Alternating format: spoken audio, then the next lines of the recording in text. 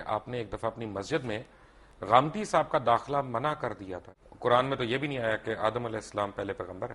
آدم جس طرح ہم کہتے ہیں اپنی کہانیوں میں ہماری ٹیکسٹ بکس میں لکھا ہوا ہے اور اما حوا اور یہ اور پسلی سے نکلنا یہ سب غلط ہے. پڑھنا اس کے سوری سامنے سجدہ سوکھا ہوا گارا نہیں ہے, لیس دار گارا ہے. اولڈ ٹیسٹمنٹ آپ مجھے سنا رہے ہیں. نہیں قرآن بتا اولڈ ٹیسٹمنٹ شروع اس طرح ہوتا میں ہے. تو قرآن And مجید کا on the day one Lord said میں let there be Quran water and Majeed there was. یہ بھی طے پا گیا کہ آدم علیہ السلام پیغمبر نہیں تھے. اونٹ کو پیدا کرنے کا میں نے کہا اللہ تعالیٰ نے کیوں تشبیہ دی ہے. حابیل نے ایک بہن سے شادی کی, قابیل نے دوسری بہن سے شادی کی, تو یہ غیر اسلامی ہے. قبلۃ الاول بیت القدس کیسے ہے؟ پوری امت مسلمہ بے وقوفی کی بات کر. تو خانہ کعبہ میں بھی تو 300 بت تھے نا. خانہ کعبہ میں بھی ہم سے پہلے کفار تھے. اگر وہ کل آ جائیں اپنی فردیں نکال کے کہ جناب اب اس کا جو ہے نا وہ ہمارے نام کر دیں رجسٹری, تو ہم دے دیں گے ان کو. میرا تھیسس یہ ہے بہت معذرت کے ساتھ کہ ہمارے تمام علماء دین اکابرین ہمارے, انہوں نے جو ہمارے مائنڈز میں گھوڑ کے پلایا ہوا ہے کہ یروشلم یروشلم بیت القدس قبلہ اول, یہ سب غلط ہے. اس میں کوئی صداقت نہیں ہے. بیت القدس ہمارا قبلہ اول نہیں ہے. میرے نزدیک آپ بہت غلط بات کر رہے ہیں. قرآن حکیم میں, قرآن مجید میں تو عذاب قبر کا کہیں ذکر نہیں آیا. ایک تو ویسے مجھے آپ سے ڈر لگتا ہے, اوپر سے آپ جو ہے وہ پہن کے بھی سفید سب کچھ آگے ہیں, جیسے کفن باندھ کے آ جاتا ہے آدمی. سر سے نہیں باندھا جی, کفن سر سے نہیں باندھا. یہی تو ہم کہتے ہیں ہمارے علماء جو ہیں وہ خود اپنے سر سے کفن نہیں باندھتے, دوسروں کے بچوں کو بھجوا دیتے ہیں آگے ادھر ادھر. مجھے ایک بات پتا چلی اور بڑے وثوق سے پتا چلی کہ آپ نے ایک دفعہ اپنی مسجد میں غامدی صاحب کا داخلہ منع کر دیا تھا. اس کی کیا وجہ تھی؟ میں نے منع نہیں کیا تھا. اصل میں وہ وہاں آ کر جو ہے کچھ ایسی حرکتیں کرتے تھے کہ جس سے وہاں انتشار پیدا ہوتا تھا. تو ہمارے ایک صاحب نے اپنے طور پر جا کر ان سے کہا تھا کہ آپ ایک طرف تو ڈاکٹر اسار کو کہتے ہیں جاہل ہے اور گمراہ ہے, تو آپ یہاں کاہے کو آتے ہیں. تو بس اس کو انہوں نے سمجھا کہ گویا کہ یہ میرا حکم آیا ہے, لیکن میں نے کوئی روکا نہیں تھا. آپ نے میسج نہیں بھجوایا تھا ان کو, حالانکہ وہ آپ کے مسجد کے ساتھ رہتے تھے بالکل وہاں پہ. کافی دور رہتے تھے, وہاں سے ان کے بالکل پاس تو مسجد تھی ای بلاک. نہیں وہ گائے کرائے پہ لے کے تو نہیں آتے تھے نا, وہ جس طرح آتے تھے وہ 2 منٹ کی ڈرائیو تھی ان کے لیے. جو بھی تھا, لیکن یہ کہ بہرحال وہ ایک مسجد چھوڑ کر میرے پاس آتے تھے. مسجد ان کے پاس تھی ای بلاک ماڈل ٹاؤن کی قریب. آپ کی شخصیت اتنی محصور کون ہے کہ ان کو آنا پڑا. لیکن ان کے لیے میں نہیں ہوں, وہ مجھ سے بہت بنیادی اختلافات رکھتے ہیں تو ہم اور مجھے ان سے بہت بنیادی. تو ہمارے جو پیروکار ہیں ان کو ہم یہ حق دیتے ہیں کہ کسی کو بھی مسجد میں داخلے سے منع کر دیں. نہیں, میں نے منع نہیں کیا آئے, لیکن یہ کہ کوئی وہاں پر ایسی ایکٹیویٹی نہ کرے. آدم علیہ السلام کے ہم سارے واقعات ہم نے سنے بھی ہیں, پڑھے بھی ہیں. اما حوا یا بی بی حوا, ان کا ذکر قرآن مجید میں کس جگہ آیا؟ قرآن مجید میں آیا ہے دونوں سے خطاب کر کے کہ اے آدم تم اور تمہاری بیوی دونوں جنت میں حوا رہو. کا نام تو نہیں آیا. حوا کا نام نہیں ہے. اسی طرح حابیل کا نام بھی نہیں آیا. حابیل کا نام بھی نہیں ہے. 2 اسی طرح بھائیوں قابیل کا نام بھی نہیں ہے. لیکن یہ واقعہ ہے. اچھا, تو یہ واقعہ بھی نہیں آیا کہ ہم نے حوا کو آدم کی پسلی سے بنایا؟ یہ نہیں, قرآن میں نہیں ہے. یہ ایک حدیث میں یہ بات الفاظ. قرآن مجید جو انسانیت کو شروع ہونے کا بتا رہا ہے اس میں یہ کوئی واقعات نہیں ہے. قرآن میں تو یہ بھی نہیں آیا کہ آدم علیہ السلام پہلے پیغمبر ہے. نہیں, قرآن مجید میں آیا نا کہ جب ان سے کہا ان کا پیغمبری کا نہیں آیا. نہیں, اتر جاؤ. نہیں, اما یاتینکم منی ھدی, جب جب میری طرف سے ہدایت تمہیں آئے گی. گویا کہ اس کے پہلے سے اعلان تھا کہ ہدایت آتی رہے گی, اور وہی ہدایت وہی کی ہدایت ہے جس کو وہ ہدایت آتی تھی وہ نبی ہوتا تھا. اصل میں قرآن مجید جہاں تک ہماری اور ویسے بھی قرآن مجید میں ایک مقام پر ان اللہ اصطفیٰ آدم و نوحا وآل ابراہیم وآل عمران علی العالمین, تو جہاں انبیاء کا ذکر ہے ان میں سب سے پہلے حضرت آدم کا ذکر ہے سورہ آل عمران میں. بڑی اچھی بات ہے ڈاکٹر صاحب. یہ دیکھیں نا, اصل میں جو میں نے جو آج تھوڑا سا پڑھ رہا تھا, کچھ پہلے بھی ہم نے پڑھا, تو آدم جو مجھے نظر آیا اس میں قرآن مجید میں, کیونکہ میں نے آپ کو عرض کیا تھا پہلے تھوڑی سی میں نے بھی صرف پڑھی ہے, تھوڑی سی نحو پڑھی ہے, کوشش کی ہے. میں طالب علم ہوں, میں اگر میں سے گستاخی ہو جائے تو پلیز مائنڈ نہ کریے گا. آدم جو ہے وہ بنی آدم کا ذکر ہے قرآن مجید میں, وہ ایک شخص کا تو نہیں ہے. مثلا میں آپ کو ایک آیت دکھاؤں, پڑھ کے سناؤں. نہیں, لیکن بہت سی جگہوں پر آدم ایک کی حیثیت سے. اصل میں یا آدم اسکن انت وزوجک الجنہ, اے آدم تم اور تمہاری بیوی رہو جنت کے اندر. تو یہاں بنی کہاں ہے؟ وَلَقَدْ خَلَقْنَاكُمْ, یہ آیت آپ سورہ اعراف کی پڑھ رہے ہیں. جی بالکل, ٹھیک ہے. تو یہ قرآن مجید میں مختلف تعبیرات ہیں. جی, صَوَّرْنَاكُمْ ثُمَّ قُلْنَا لِلْمَلَائِكَةِ اسْجُدُوا, اب اس سے اندازہ جو ہے یہ لگایا جا سکتا ہے کہ شاید پہلے ایک نوع جو ہے نوع آدم وہ پیدا ہوئی ہے، یعنی پوری ایک خلقت، ایک خلقت، ایک نوع، ایک آدمی نہیں، ایک سپیشیز، ایک آدمی نہیں، ان میں سے ایک آدمی چنا گیا ہے۔ یہ ہے در حقیقت اس آیت سے جو بات نکلی۔ تو جو ہمارے ذہن میں کانسیپٹس ہیں کہ آدم علیہ السلام، بابا آدم جس طرح ہم کہتے ہیں اپنی کہانیوں میں، ہماری ٹیکسٹ بکس میں لکھا ہوا ہے، اور اما حوا اور یہ اور پسلی سے نکلنا، یہ سب غلط ہے۔ پسلی سے نکلنے کا قرآن میں کہیں کوئی ذکر نہیں ہے، اور یہ غلط ہوا نا پھر۔ اب میں نہیں کہہ سکتا، اور لیکن کون کہ کہے؟ قرآن میں ذکر نہیں ہے اس کا یہ مطلب اگر ڈاکٹر صاحب نہیں ہے کہ کوئی چیز قرآن میں نہیں ہے تو غلط ہے۔ قرآن مجید میں اگر ذکر ہی نہیں ہے تو غلط ہوا نا۔ نہیں، ضروری نہیں ہے، قرآن میں ہر شے تو نہیں ہے، قرآن مجید میں ایٹم بم کا ذکر تو نہیں ہے، تو یہ تو نہیں کوئی بات ہوئی، وہ تو ایک بات ہے جس کا ذکر کیا، جس کا ایٹم بم سے ہمارے دین کا تو تعلق نہیں ہے نا۔ نہیں، لیکن یہ کہ آدم حوا سے بھی بڑا کیا آدم حوا سے تو کیا، آدم سے ہے، آدم نبی تھے۔ کون سی حدیث میں ذکر ہے حوا کا؟ کس کا؟ بی بی حوا کا۔ خیر میں احادیث پر میری کوئی زیادہ نگاہ نہیں ہے، لیکن یہ کہ قرآن مجید میں ان کی زوجہ کا ذکر ہے۔ کیا یہ صحیح نہیں ہے ڈاکٹر صاحب؟ کیونکہ آپ اف آئی میں کم ٹو یو اگین، آپ کے ذاتی سوال میں کر رہا ہوں، کیونکہ آپ کی بھی ٹیچنگز وہی ہیں جو بہت پہلے جب آپ جماعت اسلامی میں ہوتے تھے، اور جب آپ نے جماعت اسلامی چھوڑی تو وہ ہم کہتے ہیں نا کہ جماعت ایک ایسا کمبل ہے کہ بندہ چھوڑتا ہے کمبل، لیکن کمبل بندے کو نہیں چھوڑتا، تو وہ آپ کے اوپر آج تک وہ حاوی ہیں ٹیچنگز۔ اس سے بہتر تعبیر یہ ہے جس نے کہا تھا کہ جو لوگ جماعت سے نکل جاتے ہیں ان میں سے جماعت نہیں نکلتی، یہ ایک بہتر تعبیر ہے کہ جماعت کا ایک بنیادی اب سردیاں آ رہی ہیں تو کمبل کا ذکر بہتر ہے، جس نے بھی کہا، لیکن اصل میں بات یہ ہے کہ بائبل تو ہے نا لائبریری آف بکس، جی ٹھیک ہے نا، جیسے جوش بائبل جو ہے 39 بکس ہیں، اسی طرح پروٹیسٹنٹ بائبل بھی 39 اور 27 ہے، کیتھولک جو ہے وہ 46 بکس ہیں، لیکن ایک بک ہے بائبل کی، اس کا نام ہے بارنبس، جس کے اوپر جتنے جوش فرقے ہیں، کیونکہ ان میں بھی بہت فرقے ہیں، اور جتنے عیسائی، یا عیسائی نہیں کہنا چاہیے مجھے، ایک میرے ویور نے کہا تھا جی مسیح کہا کریں آپ ہمیں، مسیح برادران کے فرقے ہیں، وہ ساروں کا اس سے اختلاف ہے کہ یہ ہمارا بائبل ہے، کیونکہ اس بائبل کا مقدمہ جو ہے مولانا سید ابو العلا مودودی نے لکھا، اور انہوں نے اس کو پاکستان میں بھی انٹروڈیوس کیا، اور اس بائبل میں اس طرح کی بڑی کہانیاں، اور یہ جو ببلیکل سٹوریز ہیں ان کو آپ لوگوں نے، اور خاص طور پہ جماعت کے اولین لیڈرز نے، ہمارے مذہب کا حصہ بنا دیا۔ میں معافی چاہتا ہوں، پہلی بات تو آپ نے کہی کہ بائبل کی سٹوری ہے، برنباس کو انکلوڈ نہیں کرتے یہ بائبل میں، کوئی نہیں کرتا، وہ نہیں کرتے، نہیں، اس لیے ہم نے تو مقدمہ لکھ دیا ان کا۔ نہیں، وہ دوسری بات ہے، سوال پہلے یہ ہے کہ جو لوگ بائبل کے ماننے والے ہیں وہ بائبل میں برنباس کو انکلوڈ نہیں کرتے، اس کا یہ مطلب نہیں کہ برنباس درست نہیں ہے، برنباس اس لیے کہ 104 بائبلز تھیں، گاسپلز، ٹھیک ہے، جن میں سے چن کر 4 کو جو ہے کینونیکل قرار دیا گیا ہے، 100 bibles are there which are not canonical، apocryphal کہلاتی ہیں، وہ ان میں سے ایک برنبا بھی ہے۔ جو قرآن مجید کی میں نے آپ کو آیت کوٹ کی، اس میں تو لکھا ہے خلقناکم، کم تو پلورل ہے، تو اس کا تو مطلب ہے کہ ایک فرد واحد نہیں پیدا کیا گیا، ایک ساتھ پتہ نہیں کتنے لوگ پیدا کیے گئے، پتہ کتنے لوگ، کن فیکون تھا نا۔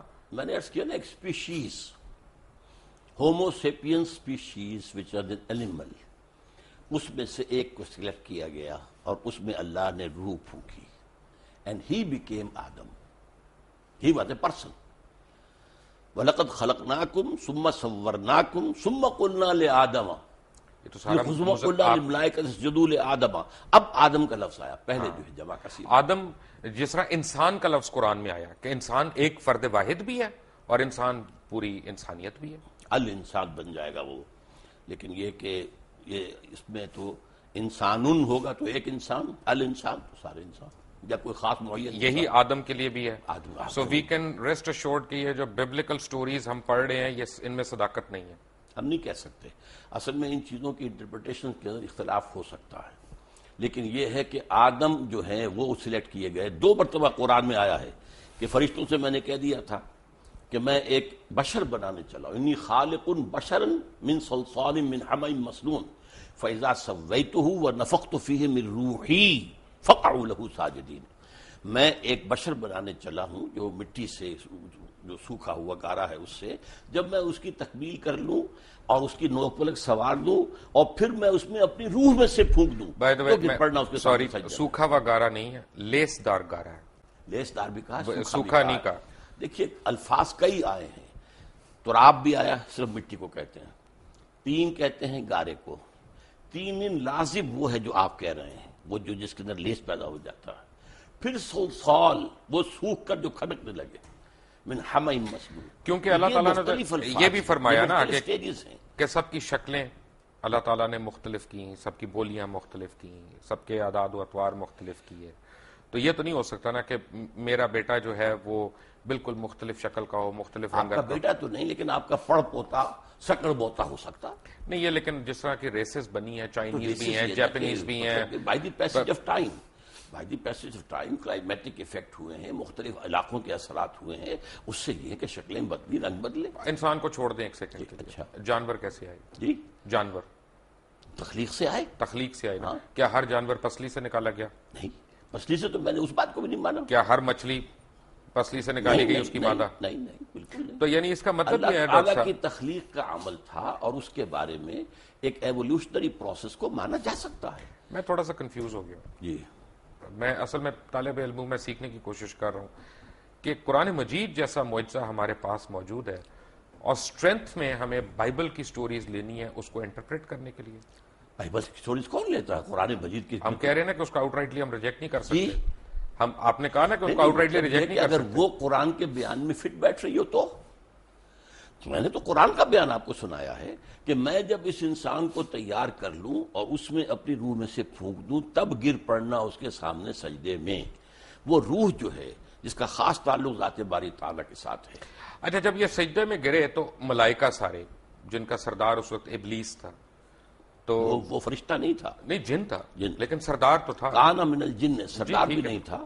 لیکن اس وقت اشرف المخلوقات تو تھا. اس کو یہ کہا جا سکتا ہے کہ وہ اپنی عبادت اور ریاضت اور علم میں نمایاں ہو گیا. ابلیس نے سجدے سے انکار کر دیا. جی. تو اگر یعنی ٹیکنیکلی میں دیکھوں تو ابلیس شرک سے انکار کر رہا تھا. شرک سے انکار کر رہا ہے ظاہری شکل میں، اور اللہ کا انکار کر رہا ہے اس کا حکم نہ مان کر. وہ تو کفر ہو گیا. بس تو کفر ہو گیا. پکڑ کہاں پہ ہوئی؟ ہے پکڑ کہاں پہ؟ کفر پر. انکار پہ یعنی غرور پہ نہیں ہوئی جب اس نے کہا کہ میں مٹی غرور کا کی وجہ سے اس نے انکار کیا نا. اس کے اندر جو ہے ابا واستکبر وکان من الکافرین، اس نے استکبار کیا. اس نے صاف کہا خلقتنی من نار و خلقتہ من طین. بالکل صحیح. خدا تو نے مجھے تو بنایا ہے آگ سے، اس کو بنایا اس کو بنایا مٹی سے، وہ بھی لیسدار مٹی سے. تو طے یہ پایا لیس دار کا لفظ دوبارہ آپ لے آئے. میں نے لے آپ آیا. کو بتایا تھا میں کہ لے وہ آیا. ایک لفظ ہے. تراب بھی ہے جس کے معنی صرف مٹی ہیں، تین بھی ہے جس کے معنی گارا ہیں، تین لازم کے وہ معنی ہیں جو آپ کر رہے ہیں. تراب ہے. تراب. ثم قال له کن فیکون. ہاں تو لیکن تراب صرف مٹی کو کہتے ہیں. یہ لیسدار ویسدار کہاں سے لے آیا آپ اس میں؟ وہ لیسدار اس میں ہے تین لازم. جو آپ کہہ رہے ہیں وہ سورۃ المومنون میں ہے، 12 نمبر آیت میں ہے کہ ہم نے انسان کو مٹی کے ست یا جوہر سے، اسے سوکھی مٹی سے اس سے بنایا. من سلالۃ من طین. جی. اور جوہر سورہ سجدہ کی آیت نمبر 7 میں بتایا گیا ہے کہ جو بھی چیز اس نے بنائی خوبی بنائی، اور انسان کی تخلیق کی ابتدا مٹی کے گارے سے ہوئی. گارے سے. تین. ٹھیک ہے نا. ابھی اس میں لفظ لیس نہیں آیا، آپ نہ ایڈ کیجئے لیس اس میں. لیس آئی سورۃ الصفت میں، ٹھیک ہے. آیت نمبر 11 میں. صفت کوئی صورت نہیں ہے قرآن کی. صاف صاف. سوری میں آپ سے سیکھنے کے لیے تو بیٹھا ہوں یہاں پہ. میں سکھا رہا ہوں نا، میں بھی سکھاؤں گا آخر. بالکل. آپ سکھاتے جائیں، ہم سیکھتے جائیں گے. تو اس کا مطلب ہے کہ غرور اللہ کو نہیں پسند. بالکل نہیں پسند. تو جب ہم یہاں پہ بیٹھتے اللہ کے حکم سے انکار اللہ کو پسند نہیں ہے. اللہ کے حکم کے غرور ہو گیا ہونا چاہیے. غرور تھا، حسد تھا، اس لیے کہ وہ سمجھتا تھا کہ میں اعلیٰ ہوں. حسد تو بڑی عورتوں والی صفت ہو گئی. نہیں، مردوں میں بھی ہوتی ہے. اچھا، تمام یہودیوں کے بارے میں قرآن کہتا ہے حسدم من انفسہم. اے مسلمان، یہ تم سے حسد کی بنیاد پر یہ چاہتے ہیں کہ تم سے یہ نعمت جو ہے اسلام کی وہ چھن جائے. اصل میں تو وہ بھی مسلمان ہی تھے، لیکن انہوں نے حضور کو ماننے سے انکار کیا. بالکل. یہودی اور عیسائی یہ سارے مسلمان ہی تو تھے، کیونکہ دین ابراہیم ہے. اپنے اپنے وقت کے مسلمان تھے. یہ بڑی اچھی آپ بات بتا رہے ہیں. مجھے آنیسٹلی مجھے جو ہے نا اس کا تو یہ طے پایا کہ جب اللہ تعالیٰ نے کائنات کی تشکیل دی تو نہ صرف بنی نوع انسان بلکہ تمام جانور، جرند، پرند جتنے بھی ہیں وہ نر اور مادہ جوڑوں میں اس نے پیدا کیا. یہ بیک وقت نہیں ہے، اس کے اندر ایک ایوولوشن ہو سکتا ہے، لیکن کن فیکون ہے نا. کن فیکون اس کے بیچ میں ہمیں یہ نہیں پتا گیپ کتنا ہے. ہاں تو یہ اصل نا کن فیکون بھی قرآن میں آتا ہے، اور یہ بھی آتا ہے 6 دنوں میں پیدا کیا. وہ تو بائبلیکل اس ڈیز. کائنات کو قرآن میں ہے، बिब्लिकل डेज की बात कुरान कर में है 6 लेकिन आसमानी दिनों की बात कुरान नहीं है। जो भी कहा जाए 6 दिन तो कहा उनकी जाए, कुरान- ड्यूरेशन का नहीं पता आपको? ड्यूरेशन नहीं तो वहाँ कोई ना कुछ तो ड्यूरेशन होगी। 6 दिन कम से कम 24 घंटे वाले होंगे या 24,000 घंटों वाले होंगे, कोई दिन तो होंगे ना। इसलिए देखिए 2 चीजें हैं, एक आलम अम्र है, एक आलम खल्क है। आलम अम्र में अल्लाह का हुक्म है कुन फयकून, जो कहता है फौरन हो जाता है। Time is not involve at all, process is not involve either, no time, no process भी नहीं है। प्रोसेस तो यही अल्लाह के कह। और एक है खल्क, खल्क में ऑलवेज टाइम इज इन्वॉल्व। आसमान और जमीन 6 दिन में पैदा किए, बच्चा माँ के पेट में 9 महीने में तो ये तो ओल्ड टेस्टामेंट आप मुझे सुना रहे हैं। नहीं, कुरान बता, ओल्ड टेस्टामेंट शुरू इस तरह होता है। मैं तो Quran And on the day one, Lord said, "Let there be water," and there was water. On the day two, Lord said, "Let there be light," and there was light. मैंने तौरात पढ़ी भी नहीं है ज्यादा, लेकिन ये कि मैं समझता हूँ कि बहुत सी चीजों में इत्तेफाक वैसे है हमें तौरात। पढ़नी चाहिए तौरात। ठीक है। तौरात भी अल्लाह की किताब है, हमारी किताब है। हम why do we have to be absolved from it? नहीं, हम ये नहीं कहते, लेकिन ये ज्यादा जिसको मैं कह रहा हूँ मेरा मौजू नहीं हम है। और ऐसी- लेकिन मैंने जो कुछ पढ़ा है तो मुझे उसके अंदर कोई तजाद नजर हम नहीं और आया। ऐसी पढ़ लेते एक ही बात की तजाद नजर आया। बाइबल कहती है कि अल्लाह ने 6 दिन में कायनात बनाई, 7वें दिन आराम किया। कुरान कहता नहीं, वमा मस्सना मिन लुगूब वलक़द खलक़ना समावाति वल अर्ज़ वमा बैनहुमा फी सित्तति अय्यामिन वमा मस्सना मिन लुगूब। हमने 6 ही दिनों में आसमान और जमीन को पैदा किया, लेकिन हमें कोई तकान नहीं हुई कि आराम की जरूरत है। राइट। ये भी तय पा गया कि आदम अलैहिस्सलाम पैगंबर नहीं थे। किसने कह दिया आपसे? कहाँ पे से? मैंने तो कहा, सूरह आल इमरान की आयत का हवाला आपको दे रहा हूं, इन्नल्लाह अस्तफा आदम व नूहन व आला इब्राहीम व आला इमरान अलल आलमीन। ये तमाम सिलसिले जो अंबिया के हैं उनमें सबसे पहले नाम आदम का है। आदम का है, लेकिन आदम वो आदम फर्स्ट नबी। वो उस मखलूक में से एक शख्स चुना निकला गया। गया, फिर उसके बाद उनकी औलाद होनी थी, ठीक जमीन पे है। भेजा। ब्रेक में आपसे बात कर रहा था सूरह गाशिया की एक आयत की। मैं आता हूं अपने असल मौजू की तरफ। बेटे कल मैं इस पे गौर कर रहा था। आप मुझे तस्हीह करते जाएं अगर मेरी वो आयत जुबानी मुझे सही याद ना हो। अफला यंजुरूना इलल इबिल इलल कैफ इबली खुलिकत कैफ खुलिकत। व इलस समाई कैफ नहीं, रुफिअत। मैं यहीं तक खुलिकत तक, क्योंकि ये बड़ी एक मेरे लिए माना खेज आयत थी। क्योंकि पढ़े तो हमने कई दफा है, लेकिन कल जब मैं इसका तर्जुमा भी देख रहा था तो मैंने कहा अल्लाह ताला ने इसमें जैसे कहा कि जी हमने क्या तुमने देखा नहीं, हमने ऊंट को पैदा किया, कैसा बनाया। तो ऊंट को पैदा करने का मैंने कहा अल्लाह ताला ने क्यों तशबीह दी है? इसलिए दी है कि अरब जो है वो जिस चीज से वाकिफ था और जिससे दिन रात उसका वास्ता था, उसके अंदर जो हिकमत तख्लीक है अल्लाह की, सेहरा का जहाज उसे कहते हैं। एक हफ्ते पानी उसे न मिले उसे परवाह नहीं है, खाने को न मिले उसे परवाह नहीं है। फिर वो जो है उसकी इतनी ऊंची गर्दन कर दी गई है कि कीकर का दरख्त कोई हो सामने उसको तो उससे अपना नाश्ता कर लेता है। तो ये सारी चीजें दर हकीकत ये हैं कि अल्लाह ताला की तख्लीक के अंदर हिकमत जो मुस्बर है कि जिस इलाके के लिए उसको रहना है उसके लिए वो किस कदर मुनासिब है और वहाँ के लोगों के लिए किस कदर मुफीद है। माशाल्लाह। लेकिन मेरा अपना उस वक्त जो एक अंडरस्टैंडिंग मुझे हुई, यानी अल्हम्दुलिल्लाह हम भी मुसलमान हैं, हम कमजोर मुसलमान सही, लेकिन हमें भी हक है अपनी इंटरप्रिटेशन करने का। मुझे जरा सा एक डिफरेंट चीज समझ आई। फरमाए। क्यों मैंने ये सोचा कि ऊंट खाता क्या है, तो ऊंट वही कांटे भी खाता है, घास भी खाता है, नबातात खाता है। गाय क्या खाती है? गाय भी सब कुछ वही खाती है जो ऊंट खाता है। बेसिकली तो घास फूस और ये पत्ते वत्ते अपना इसी तरह की चीज।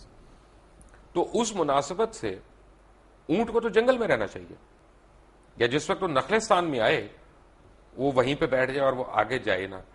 लेकिन मुझे ये लगा कि अल्लाह ताला हमें ये बता रहा है कि देखो ऊंट जैसे हुजम वाले जानवर को, जिसमें इतनी ताकत भी है, दानाई भी है, और वो यानी वो जीरक किस्म का जानवर है, वो कोई मासूम सा खोता जानवर नहीं है बेसिकली। वो भी अपनी खोता मर्जी भी जीरक होता है जी, अपनी मर्जी से जिंदगी नहीं गुजार सकता। ऊंट को भी वो करना जो हम उसको कह रहे हैं, हालांकि अल्लाह ने उसके लिए तय अल्लाह ने उसके लिए तय किया, और अल्लाह ने उसको उसके माहौल के मुताबिक बॉडी दी है, उसकी फिजियोलॉजी ऐसी दी है कि जो उस माहौल के अंदर उसको पांव ऐसे दिए हैं जो रेत में धंसते नहीं है, इतने चौड़े। इस नहीं, मैं उसकी गजा के एतबार से कहता, दूध भी देना है, मैमल है ना बेसिकली एक किस्म, जिसकी कुर्बानी भी जायज है। गाय में और ऊंट में इनकी गजा में फर्क कोई नहीं, लेकिन उनके रहन सहन नहीं, वो तो एक्लेमेटाइज होके होता है ना, जो है वो नबातात कांटा नहीं खाए, नहीं नबातात ही है ना, वो तो सेलुलोज वही बनता है ना, जाके उसके पेट में जाके वही सेलुलोज बनता है। आप तो माशाल्लाह मेडिकल डॉक्टर भी हैं। तो मेरे और आपके पेट में ही बनता है। राइट डॉक्टर साहब, मेरे पेट में तो पता नहीं क्या क्या बनता है, उसके बाद दवाइयां खानी पड़ती हैं। तो अच्छा, तो तय ये पाया کہ یہ سورہ مائدہ کی ایک آیت میں نے نکالی ہوئی، اور یہ میں اس کا ترجمہ پڑھ دوں اپنے ناظرین کے لیے کہ ان پر آدم کے 2 بیٹوں کی پیش گوئی، یعنی جو اللہ تعالیٰ نے آدم علیہ السلام کے 2 بیٹوں کی پیش گوئی کی، ان کا نام نہیں آیا، حابیل اور قابیل نام نہیں آیا۔ پیش گوئی کا لفظ نہیں، پیش گوئی نہیں، یہ وہ تو اس نے تشریح اوپر لکھی تو میں اس کا پہلے پڑھ گیا تھا، یعنی جو حابیل اور قابیل کا نام نہیں آیا، ٹھیک ہے نا، کہیں پہ 2 بیٹوں کا ان کا بتایا گیا۔ اب سوال یہ ہے، کیونکہ جب آپ نے یہ کہہ دیا نا کہ کافی پتہ نہیں ہزاروں سینکڑوں لاکھوں اللہ تعالیٰ نے انسان ایک ساتھ تیار کیے، ایک ساتھ پیدا کیے کن فیکون کہہ کے، تو پھر مجھے ٹھیس پہنچی ہے۔ اس کا مطلب ہے کہ انسیسٹ نہیں ہوا کہیں پہ، کیونکہ جو ایک عام تاثر ہم لوگ لیتے ہیں کہ حابیل نے ایک بہن سے شادی کی، قابیل نے دوسری بہن سے شادی کی، تو یہ غیر اسلامی ہے اس کی، تو کیونکہ اس وقت مخلوق اتنی زیادہ تھی تو انہوں نے دوسروں سے کی۔ پہلی بات تو یہ ہے کہ یہ بات قرآن میں نہیں ہے، البتہ احادیث میں ہے، اور ظاہر بات ہے کہ یہ انسیسٹ کب جا کے حرام قرار دیا گیا، اور جب تک حرام نہیں قرار دیا گیا اس وقت تک اللہ کی طرف سے جائز تھا تو ٹھیک تھا۔ ایسے یہ جان لیجئے کہ جو میں نے کہا تھا کہ ایک پوری سپیشیز تیار کی گئی ہے، اس میں سے ایک پرسن آدم ہے، اس کے بعد نسل آدم کی چلیے، باقی سپیشیز پوری جو ہے ختم ہو گئی، ٹھیک ہے، جیسے ڈینوسارس ختم ہو گئے وہ سپیشیز ختم ہو گئی، ان کی اب نسل میں اب ظاہر بات ہے کہ اس میں بیٹا بیٹی ہو رہے ہیں، اب اس کو آگے کیسے چلنا ہوگا، بالکل صحیح کہہ رہے ہیں تو یہ ایک ایکسیپشن ہے۔ ڈاکٹر صاحب۔ پہلے نبی، پہلے پیغمبر سے ہم پہلے قبلے پہ آ جاتے ہیں، قبلۃ الاول بیت القدس کیسے ہے؟ نہیں، یہ مغالطہ ہے لوگوں کو، اس کو کہہ دیا جاتا ہے صرف اس لیے کہ حضور نے مدینہ تشریف آوری کے بعد 16 مہینے بیت المقدس کی طرف رخ کر کے نماز پڑھی ہے، اس کے بعد تحویل کا حکم آیا، لیکن قبلہ اول ہمیشہ سے کعبہ ہی تھا۔ تو ہم کیوں اس کو کہتے ہیں؟ وہ تو ایک درمیانی طور کے لیے اللہ تعالیٰ کا حکم تھا۔ نہیں، تو اس کا مطلب پوری امت مسلمہ بے وقوفی کی بات کر رہی ہے؟ نہیں، بالکل نہیں کر رہی، سب مانتے ہیں کہ قبلہ اول سب سے ان اول بیت وضع للناس للذی ببکہ تھا، پہلا گھر اللہ کی عبادت کے لیے جو بنایا گیا مکہ میں بنایا گیا، سمجھے آپ، وہ یہ خانہ کعبہ ہے۔ مکہ بکہ ایک سیم ورڈ ہے یہ، سمجھے آپ، تو اول بیت وضع للناس للذی ببکہ، اور یہ آدم کی جو یہ سورہ آل عمران کی 3 آیت ہے۔ نہیں، تیسری تو خیر نہیں، تیسری نہیں، غلط کہہ رہے ہیں آپ، نہیں، آیت نمبر 96 ہے، سوری 96، مائی مسٹیک، میں نے وہ لکھا تو مجھے پورا یاد نہیں ہے آیت نمبر، لیکن یہ کہ ان اول بیت، اصل میں اس کے بعد ویسے بھی اصل جو تاریخ ہے وہ یہ کہ حضرت آدم نے بنایا تھا، اس کے بعد طوفان کی زد میں آ کر یہ ختم ہو گیا تھا، صرف بنیادیں رہ گئی تھی، پھر حضرت ابراہیم کو اللہ نے وہ بنیادوں کا جو ہے علم دیا، وہاں سے آپ نے اور اسماعیل نے اس کی تعبیر کی ہے، تو یہ وہ ہے کہ اس کے بعد سے وہ گھر اچھا، جو پڑھنے میں آیا وہ یہ ہے کہ صفائی کی ہے، اس کی کلیننگ کی ہے، تعمیر اس کی یعنی چھت کی ہے، دیواریں تو قائم تھی۔ یرفع ابراہیم القواعد من البیت، جبکہ اٹھا رہے تھے ابراہیم اور اسماعیل اس گھر کی دیواریں، اس میں صرف بنیاد رہ گئی تھی اور اس کا اور کوئی نشان نہیں تھا۔ تو اس کا مطلب ہے کہ اگر ہم بیت القدس کو قبلہ اول کہتے ہیں تو ہم غلط کہتے ہیں؟ غلط کہتے ہیں، بیت المقدس جو ہے یا تو یہ ہمارے علماء کیوں نہیں بتاتے لوگوں کو، کیوں ہم جہالت کی طرف ڈالتے ہیں؟ یہ میرے خیال میں تو بتاتے بھی ہیں، کہاں بتایا؟ بتاتے ہیں، اصل میں ایک بات کہنے میں آ جاتی ہے، ورنہ اب تو 16 مہینے حضور نے اس کی طرف رخ کر کے نماز پڑھی، پھر جو ہے تبدیل ہوا ہے، اس حوالے سے کہہ سکتے ہیں اس پہ بھی مکی دور، مدنی دور میں قبلہ اول جو ہے وہ بیت المقدس تھا، جس کی وجہ سے مسجد قبلتین جی سعودی عربیہ میں ہے، ٹھیک ہے نا۔ اب یہاں پہ بھی ایک تھوڑا سا میں سمجھنا چاہ رہا ہوں بیسیکلی قبلے کا لفظی مطلب کیا؟ رخ، قبلے کا مطلب رخ ہے، تو اگر میں نے آپ کی طرف رخ کیا ہوا ہے تو آپ میرا قبلہ ہو گیا۔ قبلہ ہے، کہتے ہیں ہم قبلہ کعبہ، اپنے بزرگوں کو کہہ دیتے قبلہ کعبہ۔ اچھا، میری انڈرسٹینڈنگ ذرا سی ڈفرینٹ ہے، جی، میری انڈرسٹینڈنگ میں ایمان کا رخ جو ہے وہ قبلہ ہے، نہیں تو خیر آپ فزیکل رخ نہیں، جو چاہے آپ کر لیں، میں روکتا نہیں، یعنی آج میں کلمہ پڑھ لیا، جو ہے اگر میں نے آج کلمہ پڑھ لیا تو آپ یہ کہہ سکتے ہیں آج اللہ تعالیٰ نے اس کا قبلہ درست کر دیا۔ یہ محاورے میں آپ استعمال کریں گے، قبلہ یہی ہے کہ جس طرف عبادت میں رخ کرنے کو کہا گیا ہے، وَمَا جَعَلْنَا الْقِبْلَةَ الَّتِي كُنْتَ عَلَيْهَا إِلَّا لِنَعْلَمَ مَن يَتَّبِعُ الرَّسُولَ مِمَّن يَنقَلِبُ عَلَىٰ عَقِبَيْهِ، اے محمد صلی اللہ علیہ وسلم ہم نے یہ کچھ عرصے کے لیے جو یہ قبلہ تمہارے لیے مقرر کر دیا تھا یہ اس لیے تاکہ ہم جانچ لیں کہ کون رسول کی پیروی کرتا ہے اور کون اپنی ایڑیوں کے بل مڑ جاتا ہے. کیونکہ عرب کے لوگوں کے لیے جو امیین تھے بنی اسماعیل ان کے لیے تو قبلہ جو ہے یہ بیت المقدس تو وہ جانتے ہی نہیں تھے کس بلا کا نام ہے, وہ تو کعبے کو جانتے تھے. اب ظاہر بات ہے مہاجرین جتنے آئے تھے مکے سے مدینے ان کی جو محبت تھی خانہ کعبہ کے ساتھ وہ تو ان کی گویا کہ وہ تو آبائی جو ہے ان کا ایک عشق ایک چل رہا تھا. تو وہ اب اس میں امتحان لیا ہے کہ آیا رسول کے حکم سے اب کیا ہو رہا ہے. جب حضور مکے میں ہوتے تھے تو آپ ایسے کھڑے ہوتے تھے نماز پڑھنے کے لیے کہ خانہ کعبہ بھی سامنے اور بیت المقدس بھی سامنے. اس کو کہتے ہیں استقبال القبلتین, بیک وقت دو قبلوں کی طرف رخ ہو جانا. ٹھیک ہے. اب مدینے آ گئے, جیسے اب مدینہ درمیان میں ہے. اگر آپ مکے رخ کریں گے تو پیٹھ ہوگا بیت المقدس کو, اور بیت المقدس کو رخ کریں گے تو پیٹھ ہوگی خانہ کعبہ کو.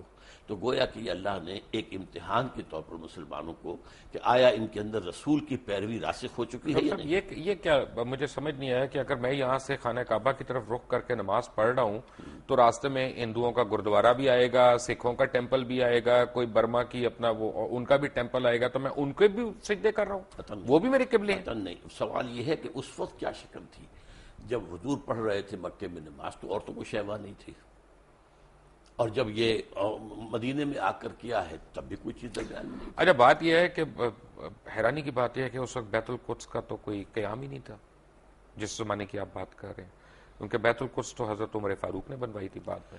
بیت المقدس جو ہے وہ حضرت عمر نے تعبیر کروائی ہے مسجد عمر کے نام سے, لیکن یہ علاقہ ٹیمپل ماؤنٹ جو ہے یہ ٹیمپل آف سولومن تھا. ٹیمپل آف سولومن تھا, لیکن temple Mount per temple of Solomon تھا نا. ایک پہاڑی ہے, ٹھیک ہے, یہ مستطیل رقبہ ہے جس پہ حضرت سلیمان علیہ السلام نے یہ گھر یہ تعمیر کی, جنوں سے تعمیر کروائی تھی. اس کے بعد حضور کے زمانے میں وہ چرچ تھا, بالکل تھا, کیونکہ قبضہ جو تھا وہاں پر وہ جو ہے عیسائیوں کا بالکل تھا, چرچ تھا. تو اصل میں تو چرچ بھی مسجد ہے, مسجد بھی مسجد ہے, چرچ بھی مسجد ہے, سینیگوگ بھی مسجد ہے. سورہ حج میں اللہ نے فرمایا ہے کہ وَلَوْلَا دَفْعُ اللَّهُ النَّاسَ بَعْضَهُم بِبَعْضٍ لَهُدِّمَتْ صَوَامِعُ وَبِيَعٌ وَصَلَوَاتٌ وَمَسَاجِدُ يُذْكَرُ فِيهَا اسْمُ اللَّهِ كَثِيرًا. اللہ تعالیٰ اگر اس طریقے سے ایک قوم سے دوسری قوم کو دفاع نہ کراتا رہتا تو یہ ساری مسجدیں اور یہ سارے سلوتے اور سینیگوگز یہ سب کے سب ختم ہو گئے ہوتے. تو اس کا مطلب ہے کہ مسلمان جو ہیں وہ یہودیوں کی یا عیسائیوں کی عبادت گاہ کو سجدہ کرتے رہے کعبہ کو چھوڑ کے. سجدہ تو نہ اس کو کیا نہ کعبے کو کیا, سجدہ اللہ کو کرتے, قبلے کی ڈائریکشن پر. لیکن یہودیوں اور عیسائیوں میں بھی اختلاف تھا. ایک مشرق کی طرف جب وہ خود ٹیمپل آف سولومن کے اندر عبادت یعنی کرتے مسلمان خانہ کعبہ کو چھوڑ کے یہودیوں اور عیسائیوں کی عبادت گاہ کو سجدہ کرتے رہے, اس کو سجدہ نہیں کرتے رہے, اس رخ میں. بابا اگر ہم خانہ کعبہ کو میں چھوڑ کے کہہ رہا ہوں تو میں رخ کی بات کر رہا ہوں. ٹھیک ہے, میں تو بتایا آپ کو, اللہ نے اس کو امتحان قرار دیا ہے کہ آیا تمہارے اندر اپنا نیشنلزم اور ریشیل وہ باتیں زیادہ مضبوط ہیں یا رسول کا فرمان زیادہ ہے. رائٹ ڈاکٹر صاحب, طے ہو گیا کہ وہاں پہ تو ٹیمپل آف سولومن تھا جس ڈائریکشن میں مسلمان سجدہ کرتے رہے. بالکل. پھر شب معراج کا واقعہ ہوا, وہ بھی ٹیمپل آف سولومن سے اوپر گیا. ٹیمپل تو نہیں تھا وہاں اس وقت, ماؤنٹ کیا وہ تو ایک جگہ تو وہی تھی نا راک پر, ہاں اس جگہ پر, جگہ تو وہی تھی. آپ اسے ٹیمپل ماؤنٹ کہیں, ٹیمپل سولومن نہیں تھا. ٹیمپل آف سولومن بنا تو تھا نا وہاں پہ, وہ کبھی بنا تھا نہیں, یہ تو نہیں, ہسٹوریکلی تو تھا, اور بنایا بھی حضرت سلیمان علیہ السلام نے کرا تھا. تو ہم کیسے حضرت سلیمان علیہ السلام کی بنائی ہوئی چیز کو انکار کر دیں؟ انکار نہیں کرتے, اس وقت وہاں نہیں تھا.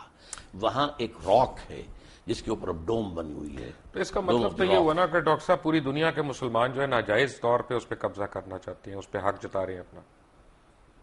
پوری دنیا کے مسلمان تو ناجائز قبضہ نہیں کرنا چاہتے. وہاں پر جو قوم 2000 سال سے آباد تھی اس کو ڈسپلیس کس طریقے سے کیا گیا ہے. یہودی تو وہاں سے نکلے ہوئے تھے 2000 سال سے. وٹ کلیم ڈڈ دے ہیو, جس کو قائد اعظم نے کہا کہ انلیجیٹیمیٹ چائلڈ آف دی ویسٹ, اور اقبال نے کہا کہ ہے ارض فلسطین پہ یہودی کا اگر حق, ہسپانیہ پہ حق نہیں کیوں اہل عرب کا. ایسے میں کہتا ہوں ہوتا ہے شب و روز تماشا میرے آگے کہ علماء دین بھی آج علامہ اقبال اور قائد اعظم کو کوٹ کرنے پہ آ گئے, جن کا اس وقت آپس میں بالکل کلیش تھا, سیریس کلیش تھا.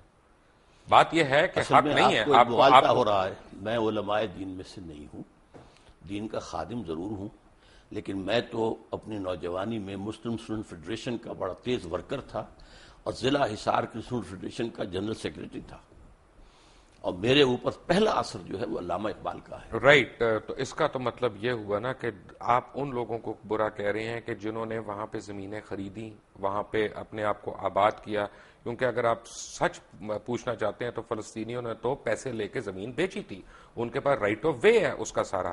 آپ کس طرح ان کو ڈسپلیسمنٹ کی بات کر رہے ہیں؟ رائٹ آف وے نہیں تھا ان کا، اس لیے کہ جب ہینڈ اوور کیا ہے یروشلم عیسائیوں نے حضرت عمر کو، تو جو انہوں نے ڈکٹیٹ کرائیں گی ٹرمز، ان میں سے ایک یہ تھی کہ آپ یہاں یہودیوں کو آباد نہیں ہونے دیں گے. یہ ایک معاہدہ تھا حضرت عمر کا اور اس وقت کے عیسائیوں کا.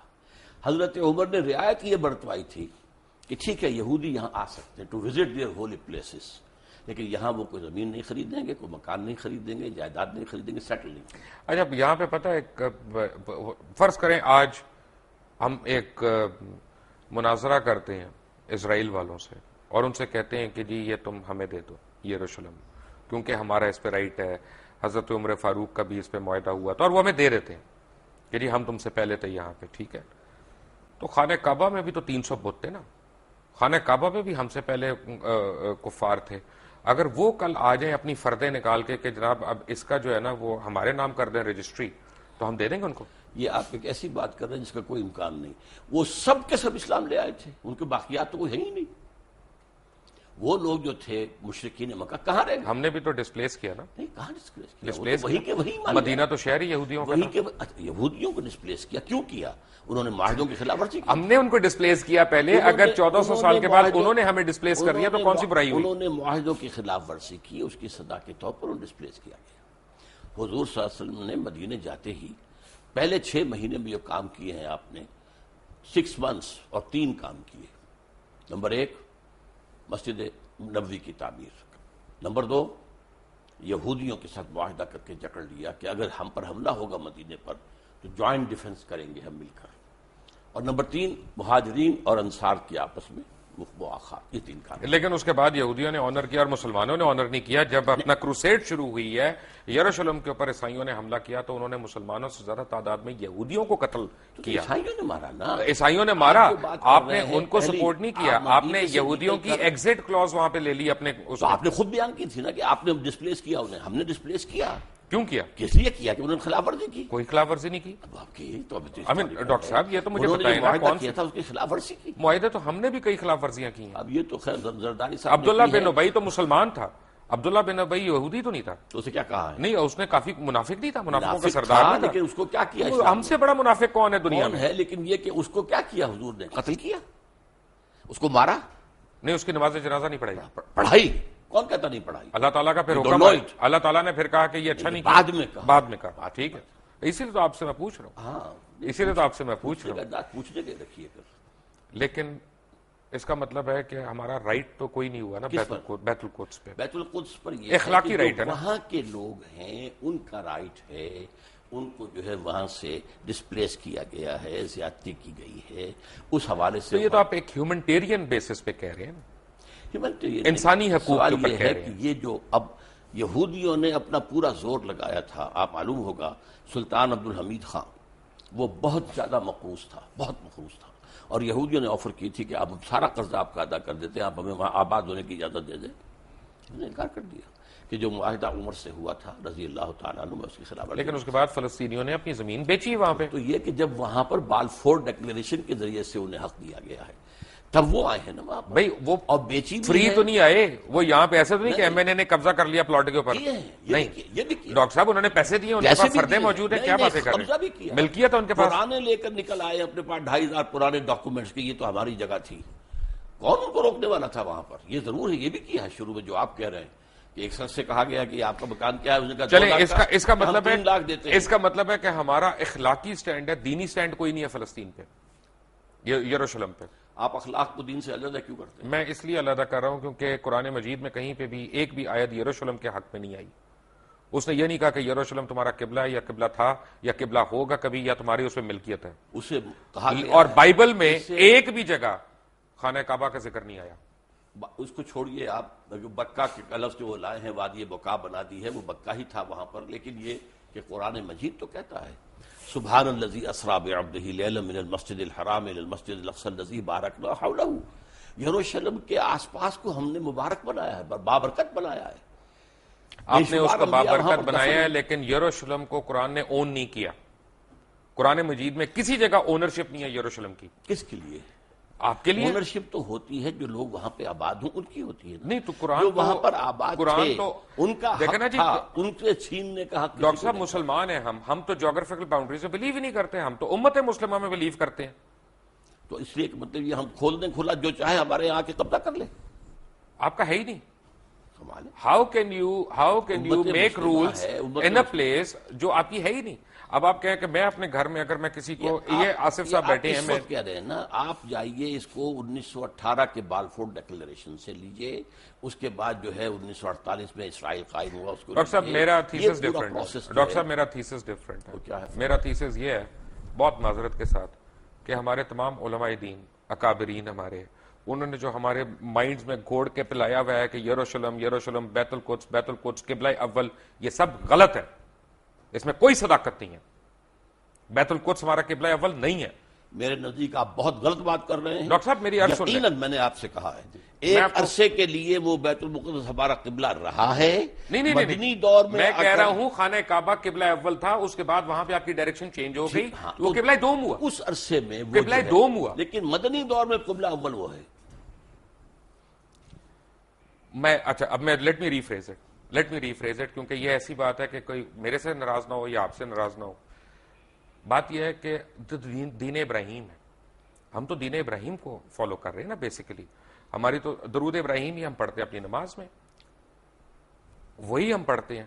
تو بیسیکلی تو اسلام حضرت ابراہیم علیہ السلام لے کے آئے، وہاں انہوں نے پہلی اذان دی، وہاں انہوں نے پہلا طواف کیا، جس کا جواب ہم دیتے ہیں حج پہ جاتے ہوئے کہ لبیک لا شریک لبیک، یہ حضرت ابراہیم علیہ السلام کی اذان کا جواب ہے نا۔ تو بیسیکلی تو اسلام تب شروع ہو گیا تھا۔ دین کا لانے والے حضرت آدم ہیں، ٹھیک ہے، اس کے بعد حضرت نوح ہیں، اس کے بعد حضرت ہود ہیں، حضرت صالح ہیں، یہ تو بشمار انبیاء ہیں۔ حضرت ابراہیم سے جو دین شروع ہوا ہے اس کی پھر یہ 3 شاخیں بنی ہے، سیمیٹک جو 3 مذہب ہیں، اس اعتبار سے وہ جو ہیں امام اللہ تعالیٰ نے انہیں نوع انسانی کا بنایا ہے۔ آج بھی یہودی، عیسائی اور مسلمان تینوں انہیں جو ہیں وہ مانتے ہیں۔ ٹھیک ہے، تو ہمارے دین کی شروعات تو وہیں سے ہوئی نا۔ لیکن اب ہمارا دین مکمل ہوا ہے محمد الرسول اللہ بالکل، اس میں کوئی شک نہیں، بس وہاں تو مہر لگ گئی، اس پہ کوئی اعتراض نہیں ہے۔ اس لیے میں کہہ رہا ہوں کہ اصولاً آپ کا جو قرآن مجید جو ذکر کر رہا ہے، میں صرف قرآن مجید کے حوالے سے کہہ رہا ہوں، قبلہ تو خانہ کعبہ ہوا نا،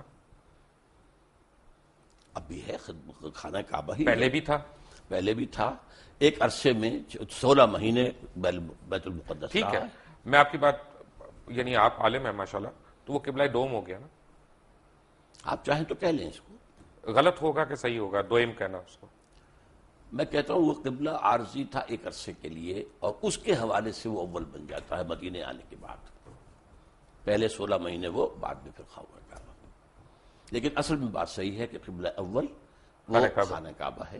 یہاں تک کہ جو ان کا ہوتا تھا حضرت موسیٰ علیہ السلام کے بعد جو بنی اسرائیل کا ایک عبادت گاہ ہوتی تھی، وہ خیمہ ہوتا تھا، رائٹ، وہ خیمہ جہاں جا کے لگاتے تھے اس کا رخ ایسا ہوتا تھا کہ قربانی کرتے ہوئے جنوب کی طرف رخ ہوتا تھا۔ رائٹ، آپ فرما رہے تھے کہ ایک ٹینٹ کے اوپر جب کہیں پہ ٹینٹ پلیس کرتے تھے تو ان کا جو وہ خیمہ تھا اور اسی میں پھر قربانی دی جاتی تھی، تو اس کو اس طریقے سے رکھتے تھے کہ قربان گاہ جو ہے جب آدمی کو قربانی پیش کرتا تھا تو اس کا رخ ہوتا تھا کعبے کی طرف، جنوب کی طرف۔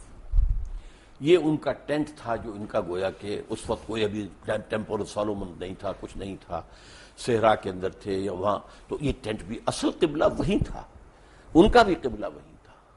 تو اس اعتبار سے قبلہ اول اصلی قبلہ بیت اللہ ہے۔ البتہ یہ ہے کہ حضور صلی اللہ علیہ وسلم کے دور میں 16 مہینے کے لیے بیت المقدس کو قبلہ مانا گیا ہے، نماز پڑھی گئی ہے، اس اعتبار سے بعض اوقات اس کو قبلہ اول کہتے تھے۔ ٹھیک ہے۔ عذاب قبر، جی، میں نے کتاب بھی پڑھی، موت کا منظر، مرنے کے بعد کیا ہوگا، یہ وہ، قرآن حکیم میں، قرآن مجید میں تو عذاب قبر کا کہیں ذکر نہیں آیا ہے۔ قرآن مجید میں ذکر یہ ہے کہ آل فرعون کو صبح شام آگ پر پیش کیا جاتا ہے، النار یعرضون علیہا، عشیًا، کوئی اس طرح کے الفاظ ہیں، تو پیش کیا جاتا ہے۔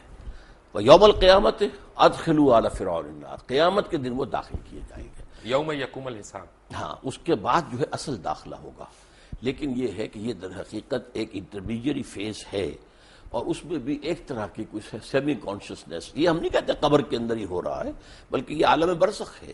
یہاں روح تو قبضے میں، عالم دنیا سے نکل کر عالم برزخ میں چلے گئے، روح تو قبضے میں۔ اب ہم نہیں جانتے کہ اس کی کیا شکل رہتی ہے۔ اصل میں عالم برزخ، عالم قیامہ، اس کے بارے میں جو کچھ معین کر کے بتا دیا گیا ہے، آنکھیں بند کر کے اس کو ماننا ہے۔ اس کی ڈیٹیلز میں جانے کے اندر خام خواہ کے جو چیزیں ہیں، غلط باتیں بحث تو میں اس کا مطلب یہ ساری جو کتابیں شتابیں ہیں، موت کا منظر، مرنے کے بعد کیا ہوگا، آدمی پڑھ کے ہی لرز جاتا ہے، یہ صحیح نہیں ہے۔ نہیں، میں کب کہہ رہا ہوں کہ صحیح نہیں ہے، یہ چونکہ احادیث نبویہ کے اندر موجود ہے۔ پہلے آپ نے صرف اصولی بات کی تھی، میں نے کہا تھا کہ اس کے اندر ہے، تو قرآن مجید میں یہ بھی ہے کہ یضاعف لہ العذاب یوم القیامہ، قیامت کے دن عذاب دگنا کیا جائے گا۔ یضاعف لہ العذاب یوم القیامہ سورہ الفرقان کے اندر ہے۔ اس کا مطلب ہے کہ قیامت سے پہلے بھی عذاب کی کیفیت ہے۔ اس کو میں اس طرح بیان کیا کرتا ہوں کہ آپ اگر دیکھیں کسی شخص نے امتحان دیا ہے اور اب اسے معلوم ہے کہ میں جو کچھ کر کے آیا ہوں، تو رزلٹ ڈکلیئر نہیں ہو رہا، پہلے جان سوکھ رہی ہوتی ہے اس کی کہ جو بھی نتیجہ نکلنا مجھے تو معلوم ہے۔ اسی لیے کہا گیا قرآن مجید میں وجوہ یومئذ ناظرۃ الی ربہا ناظرہ ووجوہ یومئذ باسرۃ تظن ان یفعل بہا فاقرہ، بہت سے چہرے اس دن جو ہے تر و تازہ ہوں گے، اپنے رب کی رحمت کے امیدوار ہوں گے، بہت سے چہرے سوکھے ہوئے ہوں گے، انہیں اندیشہ ہوگا کہ اب ان کے ساتھ کمر توڑ دینے والا سلوک۔ لیکن یہ بھی ہوگا کہ کوئی کسی کو پہچانے گا نہیں، کوئی رشتہ کسی کو نہیں پہچانے گا، نہیں، کیوں، کس نے کہا ہے؟ پہچانیں گے لیکن کوئی کسی کی مدد کو نہیں آئے، اون نہیں کرے گا۔ کوئی مدد کے لیے نہیں، بلکہ یہ کہ سب کو اپنی پڑی ہوگی، نفسی نفسی۔ تو بیسیکلی تو قرآن مجید میں قیامت کے دن کا حساب ہے، تو قبر کے اوپر ہماری قیاس رہی ہیں کہ کیا کیا ہو سکتا نہیں، اس کے بارے میں بتانا، یہ عالم برزخ، آپ لفظ قبر کہیں، اب ایک شخص ہے سمندر میں ڈوب کر وجہ بڑا، قبر تو نہیں ہے۔ میں لیٹ می ریفریز، کیونکہ میرے پاس الفاظ کم ہے اصل میں۔ عالم برزخ میں تو آپ کی روح قید ہے، جی، آپ کی روح جو ہے وہ عالم برزخ میں قید ہے، لیکن آپ کا جسم جو ہے وہ تو قبر کے اندر ہے۔ ہم نہیں کہہ سکتے عالم برزخ میں انسان ہے، اور وہ کس کیفیت میں وہ ہم نہیں جانتے۔ ویسے یہ کہ یہ معاملہ جو ہے، مرے تو یہ ہے کہ کفار جو ہیں وہ بھی زندہ ہیں، ان پر بھی جو ہے جیسے کہ حضور نے کھڑے ہو کر جس یعنی گڑھے کے اندر دفن کیا تھا کفار کے جو مرے ہوئے لوگ تھے، ان سے خطاب کیا، تو اس حوالے سے یہ ہے کہ وہ بھی ہیں، لیکن ان کے لیے کچھ اور ہے عالم برزخ، اہل ایمان کے لیے کچھ اور ہے۔ اچھا، یہ کمنگ بیک، میں اس کے پارٹ 2 میں آ رہا ہوں کہ ہم بنی اسماعیل کا بھی ذکر نہیں ہے کہیں پہ قرآن میں، بنی اسرائیل کا ہے، بارہا ہے۔ آل یعقوب کی جب ہم بات کرتے ہیں تو اس میں بنی اسماعیل کو الگ تو نہیں کیا ہوا۔ آل یعقوب میں تو ہے ہی نہیں نا، بنی اسماعیل نہیں ہے، آل یعقوب میں تو نہیں ہے نا، حضرت ابراہیم علیہ بیٹے السلام، اسماعیل ان سے اسحاق، ہے، اور اسحاق دوسرے بیٹے ہیں، جی، اور اسماعیل ان سے جو ہے وہ جو ہے یعقوب ہیں، اور یعقوب کے 12 بیٹے ہیں، وہ بنی اسرائیل بنے تو ہیں۔ بنی اسماعیل کا تو ذکر نہیں ہے۔ بنی اسماعیل نہیں ہے، لیکن یہ کہ اسماعیل کا ذکر تو بار بار قرآن میں آیا، بار بار آیا۔ نہیں، اسماعیل کا نہیں، میں بنی اسماعیل کی بات کر رہا ہوں، جیسا بنی اصل میں اسرائیل کا بنی ذکر ہے۔ اسماعیل کو پھر قرآن مجید نے ایک نام اور دیا ہے، امیین۔ امیین، امیین، ٹھیک ہے۔ تو جب ہم یہ درود شریف پڑھتے ہیں کہ کما بارکت علی ابراہیم وعلی آل ابراہیم انک حمید مجید، bless us like you've blessed Abraham and the children of Abraham، یہ children of Abraham کون ہے؟ یہ انبیاء ہے نا آخر۔ اگر حضرت اسماعیل بھی تھے، حضرت اسحاق بھی تھے، حضرت اسحاق یعقوب بھی تھے، یعقوب کے 12 بیٹے بھی تھے، پھر حضرت یوسف بھی تھے، پھر ایک اور جو ہے تیسری بیوی بھی تھی حضرت ابراہیم کی، وہ قطورہ، تو بنی قطورہ کے اندر بھی مدین جو ہیں، حضرت شعیب جہاں بھیجے گئے وہ ان کی اولاد میں سے، یہ سارا خاندان ہے ابراہیم کا، آل ابراہیم۔ تو بیسیکلی یہ بنی اسرائیل کی بات ہو رہی ہے۔ بنی اسرائیل بھی، بنی اسماعیل بھی، بنی قطورہ بھی۔ سو ہم جو دعا مانگ رہے ہیں وہ یہ ہے کہ ہمیں بنی اسرائیل والوں کے، ان کے اکابرین کی طرح ہمیں بھی بخش۔ بنی اسرائیل، پھر آپ بار بار اپنے الفاظ میرے منہ میں نہ ڈالیے، میں یہ کہہ رہا ہوں کہ بنی اسماعیل بھی، بنی اسرائیل بھی، بنی قطورہ بھی، وہ سب حضرت ابراہیم کی آل ہیں، اور ان کو بلیس کیا اللہ نے۔ حضرت بنی قطورہ کے اندر آپ کو معلوم ہے حضرت شعیب جیسے بڑے اتنی سمپل ڈسکرپشنز ہیں، جو آپ نے جیسے سمجھایا بڑی سمپل، یہ فرقے کہاں پہ بننا شروع ہوئے کس کی فرقے؟ اسلام میں؟ اسلام میں فرقہ جو ہے میرے نزدیک، ویسے تو یہ کہ بے شمار بنے ہوں گے، خوارج کا فرقہ تھا وہ ختم ہو گیا ہے تقریباً، اور مختلف لوگ آتے تھے وہ ختم ہوتے گئے ہیں. اب تو فرقہ اگر کہلا سکتے ہیں تو صرف دو ہیں، شیعہ اور سنی. باقی تمام مسالک ہیں، schools of law, schools of فقہ، ان میں کوئی وہ بڑی میجر جو ہے وہ ڈفرنس نہیں ہے، وہ سب کے سب اسلام کے اندر ہے. باقی یہ فرقے نہیں ہیں، یہ مسلک ہے. اچھا، اب یہ دونوں مجھے یہاں پہ بھی کنفیوژن ہے، کیونکہ جو میں نے پڑھا وہ یہ کہ امام ابو حنیفہ جو تھے وہ امام جعفر صادق کے اسٹوڈنٹ رہے ہیں، تو ان میں ڈفرنس کہاں پہ آیا؟ اصل میں امام جعفر صادق رحمۃ اللہ علیہ اور امام ابو حنیفہ یہ ہم عصر ہیں. حضرت امام جعفر جو ہیں وہ عمر میں بڑے تھے، حضرت ابو حنیفہ چھوٹے تھے. یہ معاملہ تو ہے، اور استفادہ بھی کیا ہے حضرت امام ابو حنیفہ نے امام جعفر صادق سے. لیکن بعض معاملات کے اندر مثلا بڑا خوبصورت واقعہ آتا ہے کہ امام ابو حنیفہ نے جا کر کہا کہ میں نے سنا ہے کہ آپ مجھ سے کوئی ناراض ہیں حضرت جعفر صادق سے رحمۃ اللہ علیہ. تو کہا ہاں میں نے سنا ہے کہ تم ہمارے نانا کی حدیث پر اپنی رائے کو ترجیح دیتے ہو. انہوں نے اس کے حضرت سلکن بالکل نہیں، قطعاً غلط آپ کو بتایا گیا ہے. اگر میں اپنی رائے کو ترجیح دیتا تو مسح میں پاؤں کے تلوے کے مسح کا حکم دیتا، اوپر کا نہیں. زیادہ خراب تو تلوہ ہوتا ہے، میں اس کا حکم نہیں دیتا، حدیث کے اندر جو آیا اس پر عمل کرتا ہوں.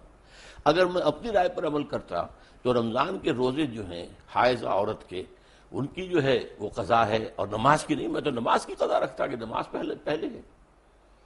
تو اس حوالے سے انہوں نے کہا کہ نہیں، ان کے درمیان کوئی اختلاف نہیں تھا، بہت اچھے تعلقات تھے. پھر فرق ہونا شروع ہو گیا. اس کے بعد فرق ہوا ہے، اس کے بعد ظاہر وہ بات کن باتوں پہ؟ جی کن باتوں پہ؟ اصل میں اس کے تفاصیل میں جانا مشکل ہے میرے لیے، لیکن بہرحال یہ کہ ایک فقہ بھی رفتہ رفتہ مرتب ہوئی ہے جو کہ فقہ جعفری کہلاتی ہے. اور اس کے بعد یہ کہ کب سے پھر وہاں ایک معصوم امام کا تصور ہوا ہے، اب یہ ایک ریسرچ کی بات ہے، میں اس میں تفصیل میں نہیں جا سکتا. لیکن ایک فرق مجھے لگتا ہے بڑا، جی اور مجھے لگتا ہے کہ فقہ جعفریہ کو ہم پہ ایک ایج ہے، وہ ہے اجتہاد کی. وہ آج کے زمانے میں بھی اجتہاد کر رہے ہیں، جبکہ ہم سنی سنائی اس طرح سے روایات پہ آگے جا آپ کی بات صحیح ہے، میں مانتا ہوں اس کو. انہوں نے انسٹیٹیوشن آف اجتہاد کو کھلا رکھا ہے. ہمارے ہاں یہ کوئی 400 سال سے 500 سال سے یہ بند ہے، تو اس سے بھی لیکن کوئی بہت بڑا فرق واقع نہیں ہوا ہے. رہے فرق ہوتا ہے نا. اب تو ہمارے دیکھیں نا، امام ابن تیمیہ کے پاس ایک دفعہ اب بھی میں آپ سے عرض کرتا ہوں کہ فقہی لیول پر فقہ جعفری اور فقہ حنفی اور فقہ مالکی میں بہت زیادہ فرق نہیں ہے. فرق کیا؟ بہت کم فرق ہے. اب یہ کہ ایک ہاتھ چھوڑ کر نماز پڑھ رہے ہیں تو مالکی بھی ہاتھ چھوڑ کر پڑھ رہے ہیں. کسی نے یہاں ہاتھ باندھ لیا ہے نیچے ناف کے، اور کسی نے یہاں ہاتھ باندھ، کوئی فرق نہیں پڑتا. ساری تو ریکارڈڈ ہسٹری ہے ہماری پچھلے 1400-1500 سال کی. تو حجۃ الوداع پہ حضور اکرم صلی اللہ علیہ وسلم نے جس طرح نماز پڑھی، وہ ہم کیوں رائج الوقت نہیں کر سکتے؟ میرے نزدیک تو رائج الوقت وہی رہی ہے، اور حضور نے جس طرح کیا ہے وہی ہے. لیکن یہ کہ حضور کا معاملہ یہ معلوم ہوتا ہے کہ آپ بھی اس کے اندر کوئی تبدیلی کرتے رہتے تھے، اور میں سمجھتا ہوں کہ اس سے ایک وسعت پیدا ہوئی. ڈاکٹر صاحب، ایک میں بڑا سینسٹیو سوال پوچھنے لگا ہوں، اور میں ناظرین سے ریکویسٹ کروں گا کہ میری بات کو غلط نہ سمجھیں. میں اپنی علم کے لیے، کم علمی کا میں اعتراف کرتے ہوئے میں یہ سوال پوچھ رہا ہوں کہ ہم سارے احادیث کے ماننے والے ہیں، سنت کے ماننے والے ہیں، ورنہ مسلمان ہی نہیں کہلا سکتے. اگر کوئی بھی شخص کہے کہ میں سنت رسول کو نہیں مانتا یا احادیث کو نہیں مانتا تو وہ تو مسلمان ہی نہیں ہے. لیکن ہم حدیث جب پڑھتے ہیں تو اس میں ہم دیکھتے ہیں کہ کرونالوجیکل آرڈر نہیں ہے، کہ اگر حضور اکرم صلی اللہ علیہ وسلم نے ایک دفعہ پانی کھڑے ہو کے پیا، یہ نہیں پتا کون سے دن، کون سی تاریخ، کس وقت. اسی طرح انہوں نے پانی بیٹھ کے بھی پیا، کون سے دن، کون سی تاریخ، کون سے وقت. تو اس میں پرابلم یہ ہے کہ چند صحابہ جنہوں نے اس کے راوی ہیں، ادھر بھی کوئی صحابی راوی ہیں. اب میرے اور آپ کے اوپر ڈیپینڈ کرتا ہے ہم کس صحابی کی روایت کو لے رہے ہیں. جو اس کو صحابی کی روایت کے علاوہ یہ کہ صحابی سے جب روایت ہوتے تابعین، تبع تابعین تک ہوتے ہوئے محدثین تک آئی، تو کون سی چین زیادہ مضبوط ہے، بس. اور اس میں کوئی فرق نہیں. میں سمجھتا ہوں اس میں وسعت پیدا ہو گئی کہ معلوم ہوا کہ کھڑے ہو کر بھی پیا جا سکتا ہے اور بیٹھ کر بھی پیا جا سکتا ہے. عام طور پر آپ بیٹھ کر پیتے تھے، لیکن کبھی ایسا بھی ہوا کہ آپ نے کھڑے ہو کے پیا، تو گویا کہ اس کا جواز ہے. کیونکہ کمنگ بیک ٹو عذاب قبر، 1 منٹ کے لیے اگر آپ اجازت دیں تو عذاب قبر کے اوپر میں واپس آؤں. میں نے جب قرآن مجید پڑھا، انسان کو پڑھتے رہنا چاہیے لیکن ہم ذرا کمزور لوگ ہیں، کبھی کبھی پڑھتے ہیں، تو جب پڑھتا جا رہا ہوں تو میں نے یہ دیکھا کہ اس میں کسی پیغمبر نے اپنی قوم کو عذاب قبر سے نہیں ڈرایا. جس نے بھی ڈرایا قیامت کے عذاب سے ڈرایا. لیکن قرآن مجید کے اندر میں آپ کو 2 حوالے دے چکا ہوں. تو یہ کہ یضاعف لہ العذاب یوم القیامہ، قیامت کے دن عذاب دگنا کر دیا جائے گا ان کے لیے، گویا کہ پہلے بھی عذاب کی کوئی شکل تھی. اور یہ کہ آل فرعون جو ہے صبح شام آگ پر پیش کیے جاتے، دکھا دی جاتی کہ یہ ہے تمہاری آخری منزل. لیکن قیامت کے دن پھر ان کو کہا جائے گا یوم القیامت ادخلوا آل فرعون النار. ٹھیک ہے، جب ہم پیغمبر اسلام کو ہم فالو کرتے ہیں ان لیٹر اینڈ ان اسپرٹ، اصل میں قرآن مجید میں دوسرے پیغمبروں کی بہت زیادہ تفصیلی تعلیمات آئی نہیں ہے. اصل میں جو ہے معاملہ ان کا توحید، رسالت، آخرت، اس کے اوپر زور تھا. اس سے پہلے تو بلکہ حضرت ابراہیم علیہ السلام سے پہلے تو کوئی معین یعنی وہ بھی نہیں تھی جس کو ہم شریعت کہتے ہیں، بلکہ ہم کہتے ہیں کچھ چیزیں فطرت کی ہیں جو حضرت ابراہیم سے ثابت ہیں. یہ سچ ہے کہ حضرت ابراہیم کو جب اللہ تعالیٰ نے حکم دیا کہ یہاں پہ اذان دو تو وہ ہنس پڑے. انہوں نے کہا کون آئے گا یہاں پہ؟ تو پھر اللہ تعالیٰ نے کہا نہیں، یہ میرا وعدہ ہے کہ قیامت تک لوگ تمہاری اذان کا جواب دیں گے. اور میرے علم میں یہ نہیں ہے کہ حضرت ابراہیم ہنس پڑے، میرے علم میں نہیں ہے، پتہ نہیں آپ نے کہاں پڑھا ہے. میں نے اسی طرح کی جو کتابیں ہوتی ہیں موت کا منظر وغیرہ، جی اپنا ہمارے تو ملک میں یہ بہت زیادہ دستیاب ہے نا، اور آپ جیسے علماء ان کو کھل کے بدعت بھی نہیں کہہ رہے. کوئی حرج بھی نہیں ہے، کوئی اس کے اندر کفر بھی نہیں آ جاتا. میں نے صرف آپ کو بتایا کہ میں نے نہیں کیا. بدعت تو یہیں سے شروع ہوتی ہے نا سر، وہی ابتدائی عمل ہے نا بدعت کا. اس میں کوئی شریعت کا حکم تو نہیں نکل رہا ہے نا، ایک واقعہ ہے، تاریخی ہے یا نہیں ہے، اس پر گفتگو ہو سکتی. ٹھیک ہے. اچھا، جب ہم پیغمبر اللہ تعالیٰ کے پیغمبروں کو فالو کرتے ہیں یا پیغمبر اسلام کو ہم فالو کرتے ہیں تو خلیتاً کرتے ہیں کہ کیریکٹر وائز کرتے ہیں؟ دوبارہ واضح کریں اپنے سوال. یعنی ایک تو حلیہ ہوتا ہے نا کہ آپ اس طرح کی آپ کی جسامت ہے یا آپ اس طرح کے کپڑے پہنتے ہیں، لیکن ایک آپ کا پورا فطرت ہے کہ جی وہ اچھائی کرنا، نیکی کرنا، حقوق العباد کا خیال رکھنا، حقوق اللہ کو پورا کرنا. دونوں میں سے کون سی زیادہ ضروری چیز ہے؟ دونوں چیزیں اپنی جگہ پر اہم ہیں. ایک کا ہے معاملہ محبت کا، کہ حضور سے محبت کی وجہ سے ہم وضع قطع میں آپ کی پیروی کریں، آپ کی کرم اختیار کریں. جس سے بھی محبت ہوتی ہے آپ کو معلوم ہے دنیا میں ہے ہیرو ورشپ، تو اس حوالے سے یہ ہے کہ وہی وہ جلا کیپ جو ہے چل رہی ہے، یا غازی یا جواہر لال کٹ جو ہے وہ چل رہی تھی، واسکٹ وغیرہ وغیرہ. تو اس حوالے سے یا وہ ماؤ زے تونگ کا جو ہے وہ کوٹ خاص قسم کا. تو اس طریقے سے حضور کے بھی جو محبت کا تقاضا ہے تو اس میں آپ کے ان اداؤں کی بھی پیروی کی جاتی ہے. لیکن اصل شے تو وہ آپ جو شریعت لائے ہیں، جو احکام دیے ہیں، کسی شے کو حلال قرار دیا، کسی کو حرام قرار دیا ہے، کسی کو موقت کیا سنت میں، کسی کو غیر موقت کیا ہے. بعض کام ایسے بھی ہیں جو آپ نے کیے لیکن صحابہ کو روک دیا کہ مت کرو، حالانکہ وہ سنت تھی لیکن آپ نے روک دیا. صوم وصال کی ایک مثال ہے کہ آج فرض کیجیے آپ نے روزہ رکھا، شام کو افطار نہیں کیا، وہ روزہ کنٹینیو کرے ڈیورنگ دی نائٹ، اگلی صبح سے پھر وہ اگلی شام تک جا کر 2 دن کا یوم وصال، صوم وصال، 2 دن کا روزہ، کبھی 3 دن کا بھی آپ روزہ رکھ لیتے تھے. لیکن آپ نے صحابہ کو منع کیا. صحابہ نے کہا بھی کہ آپ خود رکھتے ہیں، ہمیں روکتے ہیں. آپ نے فرمایا ایکم مثلی ابھی تو عند ربی ہوا یسقین یطعمنی و یسقین، تم میں سے کون مجھ جیسا ہے، میں تو اپنے رب کے پاس رات گزارتا ہوں، وہ مجھے کھلاتا پلاتا. تو یہ چیزیں ہیں تمام، ان پر علماء نے بڑی محنتیں کی ہیں، ہمارے فقہاء نے، محدثین نے، اور ہر چیز کا ایک درجہ جو ہے معین کر دیا گیا. کیونکہ یہاں پہ عام طور پہ یہ سمجھا جاتا ہے نا کہ ہم عربی لباس پہنتے ہیں، شلوار قمیض پہنتے ہیں تو یہ دین کے قریب ہے. حالانکہ حضور تو شلوار نہیں پہنتے تھے، حضور کا تو تہبند تھا. شلوار آپ کو پیش کی گئی اور آپ نے پسند کی کہ یہ اچھا لباس ہے، زیادہ ساتر ہے. یعنی تہبند کے اندر تو آدمی رات کے وقت جو ہے ہو سکتا ہے ننگا ہو جائے، شلوار میں تو ننگا نہیں ہوتا. لیکن آپ نے پہنی نہیں، وہ آپ کی کہتے ہیں سنت عادت، جو آپ بچپن سے پہنتے آئے تھے وہی آپ پہنتے تھے. اچھا، مجھے یہ بتائیں کہ آج کل ایک جو ہے نا ڈپلیسٹی ہو رہی ہے، میں کنفیوژن کا لفظ نہیں استعمال کرنا چاہتا، ڈپلیسٹی ہو رہی ہے. ہم ایک خاص ایک طرح کا اسلام ہم اس کو پروموٹ کر رہے ہیں، کچھ لوگ اس سے ایگری کرتے ہیں، کچھ نہیں کرتے. لیکن ہو یہ رہا ہے کہ اوور آل اسلام کا ایک جو تصور پوری یعنی میں کہوں گا کہ ویسٹ کے اوپر آ رہا ہے وہ کوئی فرینڈلی تصور نہیں ہے.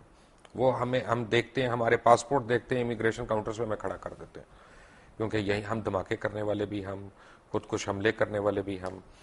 اب یہ تو میں مانتا ہوں کہ جو حملے کر رہے ہیں ان کے ساتھ زیادتی ہوئی ہوگی، ضرور ہوئی ہوگی، یا ان کا جہاد ہے جو بھی ہے، لیکن جو لوگ شہید ہو رہے ہیں، جن لوگوں کو مارا جا رہا ہے، وہ بھی تو معصوم ہے. کیا اس کی اجازت ہے؟ اصل میں یہ تو بڑا ایک سینسیٹیو سے کوشچن ہے میرے نزدیک. اب جو بھی اس میں شہید ہو رہے ہیں، مارے جا رہے ہیں، بہرحال وہ تو غلط طریقے پر کام ہو رہا ہے. لیکن وہ بات سمجھ لیجیے اصل میں کہ ہمارا جو اس وقت ویو ہے ویسٹ میں، وہ کس اعتبار سے، وہ اسلام کو ایز اے ریلیجن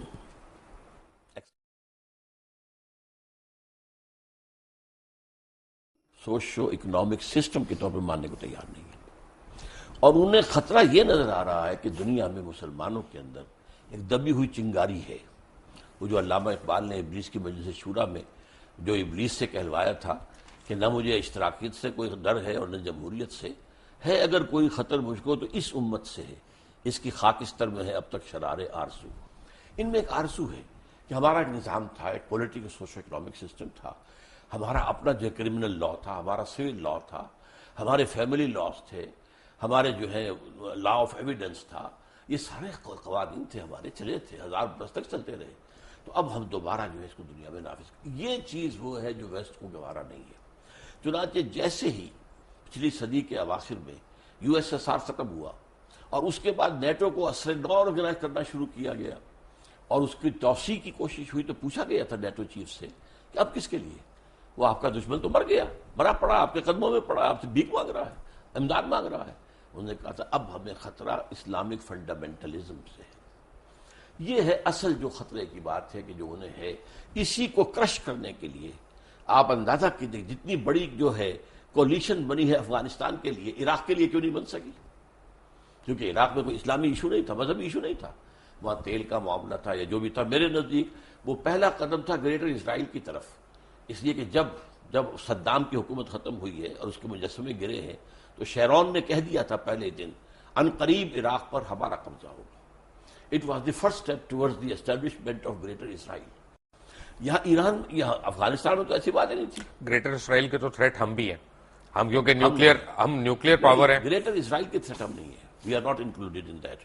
وہ جو بھی ہے ہمارے نیوکلیئر پاور کے خلاف جو بھی کریں، لیکن گریٹر اسرائیل جو ہے عراق ہے، شام ہے، سیریا ہے، لبنان ہے، اور حجاز کا بھی شمالی علاقہ ہے، مدینہ اور خیبر وغیرہ جہاں یہودی آباد تھے، اور ترکی کا بھی جنوبی علاقہ ہے، اور مصر کا جو بہترین علاقہ زرخیز ڈیلٹا کا، وہ سارا اس میں ہے. ویسے کافی میں یہودیوں کو جانتا ہوں جو نیو یارک وغیرہ میں رہتے ہیں، وہ بڑے خلاف ہیں اسرائیلیوں کے، کیونکہ ان کی کتابوں میں لکھا ہے کہ اسرائیل جب یہاں پہ بنے گا تو وہ آخرت کے قریب ہوگا.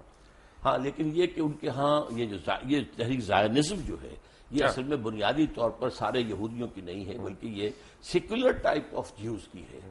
اور یہ وہ لوگ ہیں کہ جو در حقیقت جو بینکرز ہیں بڑے بڑے اور جو کہ کنٹرول کر رہے ہیں دنیا کی اکانومی کو، وہ زائنزم کی سب. آپ بینکنگ کی بات کر رہے ہیں، اکانومی کی بات کر رہے ہیں. جو مسلمانوں میں مجھے اکانومی کی ایک مثال میں دے سکتا ہوں، وہ ہے حضرت یوسف علیہ السلام کی. کہ حضرت یوسف علیہ السلام نے جب پہلے خواب دیکھا اور کنگ آف ایجپٹ نے ان کو بلایا، انہوں نے خواب دیکھا، تعبیر انہوں نے دی، قحط سالی کی اور بچت کی اور سیو کرنے کی. پھر اس کے بعد and if I am not wrong, correct me if I am wrong, کہ حضرت یوسف علیہ السلام کو جب کنگ آف ایجپٹ نے بلایا، انہوں نے کہا کہ اب ہمیں کیا کرنا چاہیے ان 7 سالوں میں؟ تو انہوں نے کہا قال جلنی علی خزائن الارض انی حفیظ العلیم. کہ اب جب انہوں نے یہ کہہ دیا اور انہوں نے کر بھی دیا اور انہوں نے خوش اسلوبی سے کر لیا، لیکن آج کل مسلمانوں میں حضرت یوسف علیہ السلام جیسا فائنانس منسٹر ہم کہاں سے لائیں گے؟ اصل میں تو مسلمان جو کہ بحثیت مجموعی کئی 100 سال کا ایک سلائیڈ ہے جو نیچے جا رہے ہیں، علمی طور پر جا رہے ہیں، سائنس کے علوم کے اعتبار سے جا رہے ہیں، ٹیکنالوجی کے اعتبار سے جا رہے ہیں. تو اس وقت تو ہم ڈیکیڈ لاٹ ہیں. حقیقت یہ ہے اب اس کے اندر تو کہیں سے نئی زندگی کا شرارہ کہیں سے پھوٹے کسی جگہ پر. بحثیت مجموعی مسلمان امت جو ہے وہ اب اس قابل نہیں ہے. اللہ تعالیٰ کسی ملک کے اندر ہو سکتا ہے کہ ایک نئی یعنی ایک حرارت پیدا کر دے ایمان کی، اور اس کے ذریعے سے وہاں اسلامی انقلاب آ جائے اور دنیا کو دکھا دیا جائے کہ دیکھو، come and see with your own eyes, this is Islam. یہ ہے اسلام کا نظام of social justice. Come and see it. جو کچھ تم نے پڑھا ہوا تمہیں دکھا دیا گیا ہے وہ نہیں ہے اسلام. اسلام تو یہ ہے, آؤ بس دیکھو. تو اصل میں یہ کام ہونا تو ہے, لیکن ابھی اس کے اور اس وقت کے دور کے درمیان بہت وقفہ ہے, اور اس میں وٹ آئی فیئر از کہ امت مسلمہ پر بڑا سخت عذاب اللہ کا آنے والا ہے, جس کا سب سے بڑا حصہ عربوں پر آئے گا. And number 2 on the divine hit list seems to be Pakistani Muslims. Why? Number 1 عرب کیوں ہیں؟ ان کی مادری زبان میں قرآن ہے, یہاں ان کو تو کوئی بچت ہی نہیں. ان میں سے محمد تھے صلی اللہ علیہ وسلم, اور اسی پر وہ ناس بھی کرتے ہیں. تو ان کے لیے تو در حقیقت اگر وہ جیسے جیسے آزاد ہوئے, کسی نے قرآن کو اپنا امام نہیں بنایا. قبلہ کسی نے بنا لیا واشنگٹن کو, کسی نے بنا لیا ماسکو کو. They are the biggest culprits. لیکن ہمارا جو کانسیپٹ اور ہمارا معاملہ کیا؟ نمبر 2, ہم نے ایک ملک بنایا اسلام کے نام پر, لاکھوں آدمی قتل ہوئے, کروڑ انسان جو ہے ادھر سے ادھر ہوا ہے, 1 کروڑ سے کم ایسٹ پنجاب ویسٹ پنجاب کے درمیان. لیکن وہ اسلام کہاں ہے؟ جو اسلام آج ہمارے پاس ہے وہ تو بھارت میں بھی ہے, نمازیں وہاں بھی ہیں, مسجدیں وہاں بھی ہیں, اور ہماری حج فلائٹس ہماری جاتی ہیں, ان کی بھی جاتی ہیں. بلکہ مجھے بتایا گیا ہے کہ حج کا انتظام جو ہے وہاں, حج مشن جو ہے ہندوستان کا, وہ کہیں بہتر ہے پاکستان کے حج مشن سے. تو اب ہمارا جو لیڈر کا کانسیپٹ ہے, جو اسلام ہمیں لیڈر کا کانسیپٹ دیتا ہے, وہ تو ہے امر بالمعروف اور نہی عن المنکر. وہ کہاں سے ہم لائیں؟ انقلاب کے بعد ہوگا, اس سے پہلے تو نہیں. You have to bring about a revolution first. حضور نے ریولیوشن برپا کیا, 13 سال میں ایک ریولیوشنری پارٹی تیار کی ہے. دعوت ہے, تربیت ہے, تزکیہ ہے, تعلیم ہے, اور منظم کرنا ہے. ایک امیر کا حکم مانو. اس کے بعد باطل سے ٹکرایا ہے. اقبال کا ایک شعر جو ہے بہت عظیم ہے, با نشہ درویشی در ساز و دمادم زن, چوں پختہ شوی خود را بر سلطنت جم زن. حضور کی حیات طیبہ کو 2 مصروں میں لے آیا اقبال. مکی دور کیا تھا؟ درویشی, دعوت, تبلیغ, نصیحت, واعظ. کوئی پاگل کہہ گیا, ٹھیک ہے, کہہ گیا تو کہہ گیا. کسی نے مجنون کہہ دیا, ٹھیک ہے. مارا جا رہا ہے, صبر کرو, ہاتھ نہ اٹھاؤ. No raising of hands even in self defence. For 12 long years it was the order of the day. پھر جب ایک جماعت تیار ہو گئی کہ جو اصل میں جو اپنی سرفروشی کے لیے تیار تھے, سب کچھ دینے کے لیے تیار تھے, باطل سے ٹکرائے. با نشہ درویشی در ساز و دمادم زن, 12 سال. جو پختہ شبی خود را بر سلطنت جم زن. جب تیار ہو جاؤ تو اپنے آپ کو سلطنت زم سے ٹکرا دو. وہ ٹکر ہے جو پھر شروع ہوئی ہے مدنی دور میں آ کر, اور قتال شروع ہوا ہے, جنگ شروع ہوئی ہے. سینکڑوں صحابہ نے جانیں دی ہیں, حضور زخمی ہوئے ہیں, حضور کے دندان مبارک شہید ہوئے ہیں, خون کا فوارہ چھوٹا ہے, اور آپ کا خون اتنا گیا ہے کہ آپ بے ہوش ہو گئے ہیں. معلوم مشہور ہو گیا کہ آپ تو شہید ہو گئے. یہ ہے ریولیوشنری پروسیس. اس ریولیوشنری پروسیس سے کسی جگہ پر عالم اسلام میں کسی جگہ پر افسوس یہ ہے کہ ہم نے پاکستان اسی لیے بنایا تھا. اقبال کا تھاٹ یہی تھا, 1930 کے خطبے کی جان یہی تھی کہ انہوں نے اولاً مسلمانوں کی مسلم نیشن ہوڈ کو, تمام جو بھی سوشولوجیکل جو بھی ہو سکتے ہیں فکر, اس کے حوالے ثابت کیا کہ مسلمان ایک علیحدہ قوم, کسی بڑی قوم کی نظم نہیں ہو سکتے. نمبر 2, انہوں نے پیشین گوئی کی کہ ہندوستان کے شمال مغرب میں ایک اسلامی ریاست قائم ہوگی. اور نمبر 3, انہوں نے کہا اگر ایسا ہو گیا تو ہمیں موقع ملے گا کہ اسلام کے چہرے پر جو بدنما داغ اور دھبے آ گئے ہیں دور عرب امپیریلزم میں, یہ بنو امیہ اور بنو عباس جنہیں ہم خلفاء کہہ دیتے ہیں, یہ تو عرب امپیریلزم تھا. اس امپیریلزم کے اندر جو تصویر آتی ہے اسلام کی, دنیا اس کے حوالے سے اسلام کو جانتی ہے. یہ دھبے ہٹا کر پھر خلافت راشدہ کا نظام دوبارہ دنیا میں قائم کرنا, that was the Pakistan ideology. But we have failed, badly failed. Why? لمبی داستان ہے, بہت بات. میں سمجھتا ہوں کہ ان میں اصل میں ایک تو جو مسلم لیگ کی تحریک کے اندر کچھ انہیرنٹ ویکنیسز تھیں وہ سامنے آئی. مسلم لیگ کی تحریک ایک تحریک تھی, موومنٹ جو آندھی کی طرح آتی ہے اور بگولے کی طرح نکل جاتی ہے. تحریک جو ہے اس کے ساتھ جب تک کہ کوئی مضبوط جماعتی ڈھانچہ نہ ہو, کارڈرز, معین کارڈرز کے ساتھ ایک مضبوط جماعت, وہ آگے نہیں چل سکتی. یہی فرق تھا مسلم لیگ میں اور کانگریس میں. کانگریس ایک مضبوط جماعت تھی, اس کے کارڈرز تھے, اس کا نظم تھا. مسلم لیگ کا نہیں تھا معاملہ, وہ تو ایک تحریک تھی. اور در حقیقت ایک چونکہ ایمرجنسی کی حالت پیدا ہو چکی تھی کہ مسلمانوں نے ہند کا کیا جو ہے مستقبل ہوگا, تو اس حوالے سے پاکستان بنتے ہی مسلم لیگ تو ختم ہو گئی, جسٹ میلٹڈ اوے. اور اس کے بعد کیا ہوا؟ چونکہ مسلم لیگ کی زیادہ قیادت مائنورٹی پروونسز سے آئی ہوئی تھی، ظاہر بات ہے کہ یہاں کے سنز آف دی سوائل تو وہ نہیں تھے، اب مرنا بھی تھا، ایک ایک کر کے مر گئے، اور ظاہر سے پھر یہاں پر تو سارا معاملہ جو آیا ہے پھر وڈیروں کے ہاتھ میں آ گیا، بیوروکریسی کے ہاتھ میں آ گیا، اور اس میں ایک بہت بڑی غلطی مولانا مودودی سے ہوئی، وہی جس کا پہلے ذکر ہو چکا ہے۔ وہ پاکستان موومنٹ سے علیحدہ رہے، انہوں نے ساتھ نہیں دیا، انہوں نے کہا کہ ہم ایک اصولی اسلامی تحریک جو ہے وہ برپا کر رہے ہیں، لیکن پاکستان میں آ کر ان سے غلطی ہوئی، انہوں نے الیکشن میں حصہ لے کر اور ایک پولیٹیکل پارٹی بنا دیا، اور نتیجہ کیا ہوا؟ اب گویا کہ اسلام ایک پولیٹیکل ایشو بن گیا۔ اس سے پہلے مولانا مودودی مطالبہ لے کر کھڑے ہوئے تھے اسلامی دستور کا، اس وقت تک چونکہ جماعت پولیٹیکل پارٹی نہیں تھی تو تمام حلقے جتنے تھے مذہبی انہوں نے ان کا ساتھ دیا۔ ایک غلطی یہ تھی کیا؟ کانسٹیٹیوشن 1973 کا جو پروگرام شروع ہونے سے پہلے میں آپ سے ذکر کر رہا تھا، جس میں آپ نے مجھ سے پیج پوچھا تھا، میں نے پیج 129 آپ کو کوٹ کیا تھا۔ جب ہم بریک سے آئیں گے تو ہم اس کے اوپر بات کریں گے کہ اسلام ممانعت کرتا ہے بڑی سختی سے فرقہ بندی کی، ہمارا آئین جو ہے فرقوں کو ریکگنائز کر رہا ہے، اور چاہے وہ انفرادی طور پہ کر رہا ہے چاہے وہ اجتماعی طور پہ کر رہا ہے۔ ڈاکٹر صاحب میں نے آپ کو کانسٹیٹیوشن دکھایا، اس میں پریمبل میں ایک چیز لکھی ہوئی ہے کہ wherein the principles of democracy, freedom, equality, tolerance and social justice as enunciated by Islam shall be fully observed۔ اور دوسرا آگے پیج 129 پہ اسلامک پروویژنس کے اوپر لکھا ہے کہ in the application of this clause to the law of any Muslim sect, the expression Quran and Sunnah shall mean the Quran and Sunnah as interpreted by the sect۔ تو پہلی بات تو یعنی دو سوال، ورڈ پرسنل لا وہ اب کہاں گیا؟ Personal law of any Muslim اس کو سیکٹ۔ کہیے۔ پہلا تو یہ ہے کہ ڈیموکریسی اور اسلام جی ان کا مجھے تو تضاد لگتا ہے۔ مجھے نہیں لگتا، میں بتاتا ہوں آپ۔ بسم اللہ۔ Democracy as such is kufr and shirk. It is based on the principle of popular sovereignty. اسلام میں sovereignty belongs to God. اللہ بالکل سروری زیبا فقط اس ذات بے ہمتا کو ہے، حکمراں ہے ایک وہی باقی بتانے آسری۔ اچھا، اس کا نتیجہ کیا ہے؟ اللہ کی کتاب اور اس کے رسول کی سنت، اس کی پابندی کرنی پڑے گی۔ اس کے اندر امرہم شورا بینہم، جہاں اللہ اور اس کے رسول کا کوئی حکم نہیں ہے وہاں بھی مشورے سے معاملہ طے کر لو۔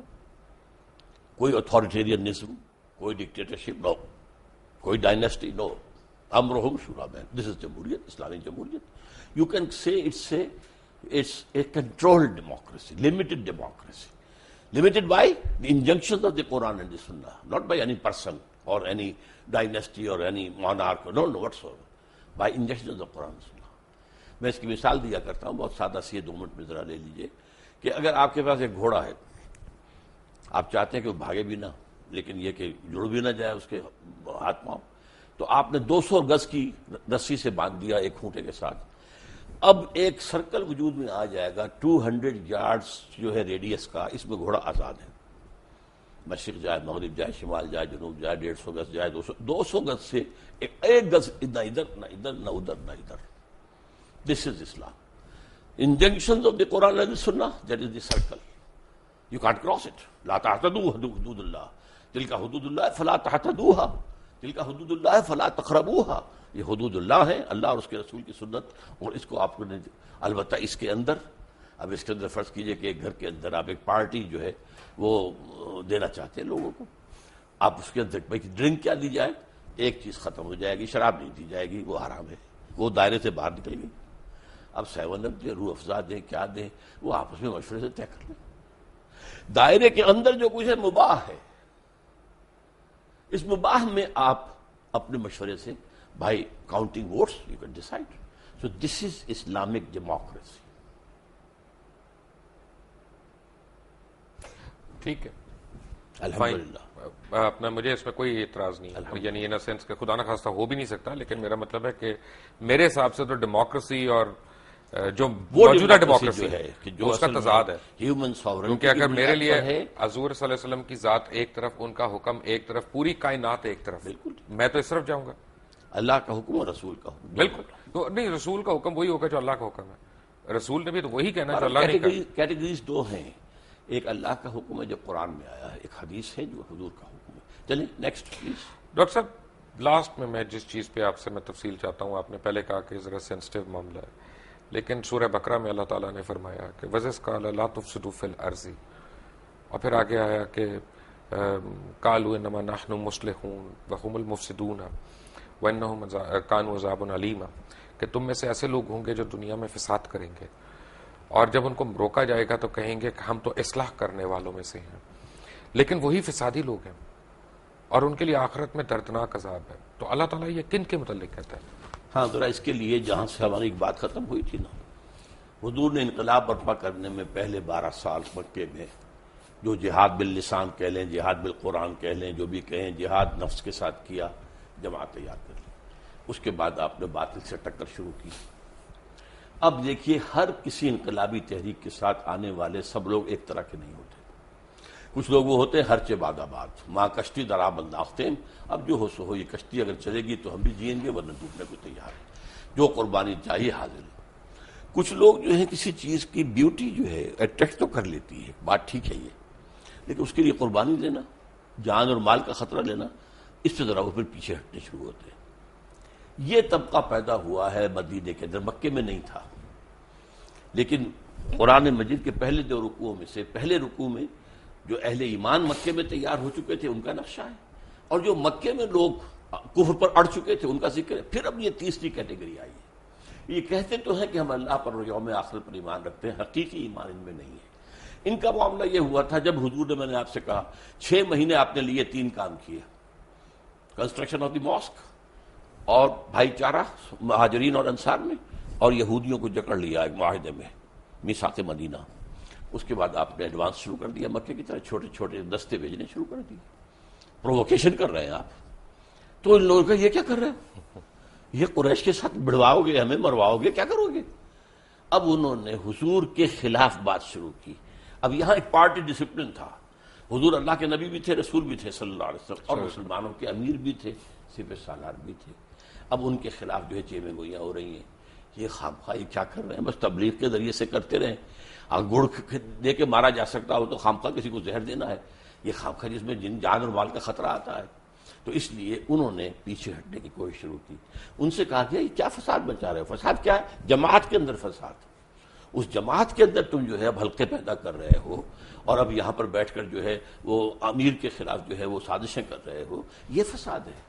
ان کا نہیں، ہم تو در حقیقت اصلاح کرنے والے ہیں، ہم کہتے ہیں کہ تم کیوں قریش سے ٹکرا رہے ہو، فساد تو تم پیدا کر رہے ہو، ہم تو نہیں کر رہے۔ لیکن انہوں نے کہا کہ اصل میں مفسد یہی ہے، اس لیے کہ وہ تو اس بڑے فساد کو ختم کرنے کے لیے جہاد کرنا پڑے گا اب، شرک کے خاتمے کے لیے اور اللہ کی حکومت قائم کرنے کے لیے۔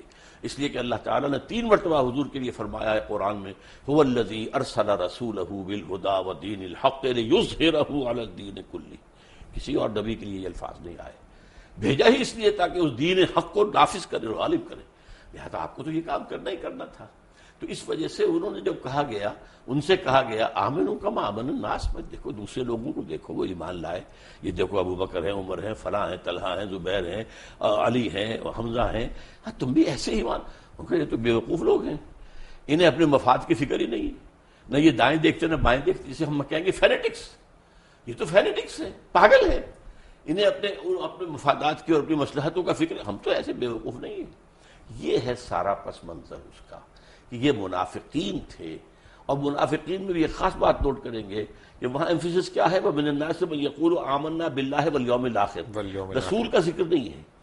اصل مسئلہ کیا تھا، رسول کی اطاعت ان کو بڑی شاق تھی، اور بلکہ وہ یہ بھی کہتے تھے کہ ابھی قرآن میں تو حکم آئی نہیں، اور انہوں نے پہلے شروع کر دی چھیڑ چھاڑ۔ پھر سورہ محمد نازل ہوئی ہے، اور اس میں یہ ہے کہ پورا قتال کا حکم آ گیا ہے، اب وہ لاجواب ہو گئے۔ لیکن یہ ہے کہ وہ بہرحال اپنے جس کو آپ کہتے ہیں ڈریگنگ دی فیٹ، کہ وہ اب اس معاملے میں آگے نکلنے کو آنے کو تیار نہیں تھے، پیچھے ہٹنے شروع ہو گئے۔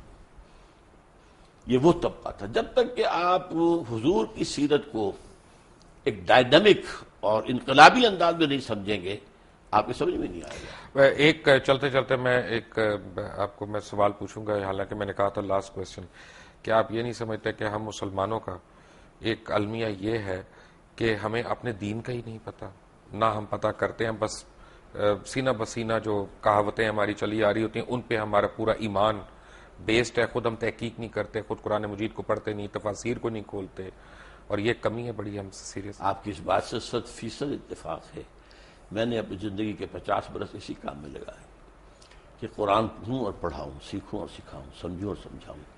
خاص طور پر ایجوکیٹڈ لوگ، ڈاکٹرز ہیں، MBBS ہیں، PhDs ہیں، انجینئرس ہیں، جو شعور رکھتے ہیں. کم سے کم 100 ایسے نوجوان تیار کر چکا ہوں، ہائیلی کوالیفائڈ، جو میری ہی طرح درس قرآن اب دے رہے ہیں، اور میں نے اپنی زندگی اس کام میں لگائی. لیکن پھر یہ کہ میں نے اس کے بعد اب صرف ایک علمی بات نہیں ہے، یہ ایک اکیڈمک چیز نہیں ہے، بلکہ قرآن کی دعوت اور اس دین کو قائم کرنے کے لیے جماعت قائم کی ہے تنظیم اسلامی کے نام سے، بیعت کی بنیاد پر قائم کی ہے، جو آج کی دنیا میں بہت ہی لوگوں کے لیے حیرت انگیز بات ہے. آپ کے پرنانا نے بیعت کی تھی مولانا ابوالکلام آزاد کے ہاتھ پر، بیعت کی بنیاد پر حزب اللہ بنی 1913 میں. لیکن اس کے بعد تو معاملہ غلط. مولانا مودودی نے جماعت بنائی، بیعت کا معاملہ نہیں کیا. ہم نے بنائی ہے بیعت کی بنیاد پر ہے، اور بیعت بھی ایک حدیث صحیح، بایعنا رسول اللہ صلی اللہ علیہ وسلم علی السمع والطاعۃ فی العسر والیسر والمنشط والمکرہ وعلی اثرۃ علینا وعلی الا ننازع الامر اہلہ وعلی ان نقول بالحق انما كنا لا نخاف فی اللہ لومۃ لائم. یہ متفق علیہ روایت ہے بخاری اور مسلم کی. حضرت عبادہ بن ثابت فرماتے ہیں ہم نے بیعت کی تھی اللہ کے رسول سے، آپ کا ہر حکم سنیں گے اور اطاعت کریں گے، چاہے مشکل ہو چاہے آسان، چاہے ہماری طبیعت آمادہ ہوں چاہے ہمیں اپنی طبیعتوں پہ جبر کرنا پڑے، چاہے آپ دوسروں کو ہم پر ترجیح دے دیں. ہم یہ نہیں کہیں گے کہ آپ نے 9 وارد کو ہم پر امیر بیعت بنا تو دیا. بیعت ہے نا، بیعت میں تو کوئی کویسچنز نہیں اور ہوتے. یہ البتہ جہاں بھی ہوں گے حق بات ضرور کہیں گے، رائے ضرور دیں گے. اور اس وجہ سے خامخواہی بات پہ لوگ ہنسی پڑیں گے کہ دیکھو یہ کیا کہہ رہا. نہیں، لا نخاف فی اللہ لومۃ لائم، بات اپنی حق کہہ دینی ہے لیکن فیصلہ امیر کا ہو. یہ بیعت ہے جس پر کہ ہم نے تنظیم اسلامی قائم کی ہے.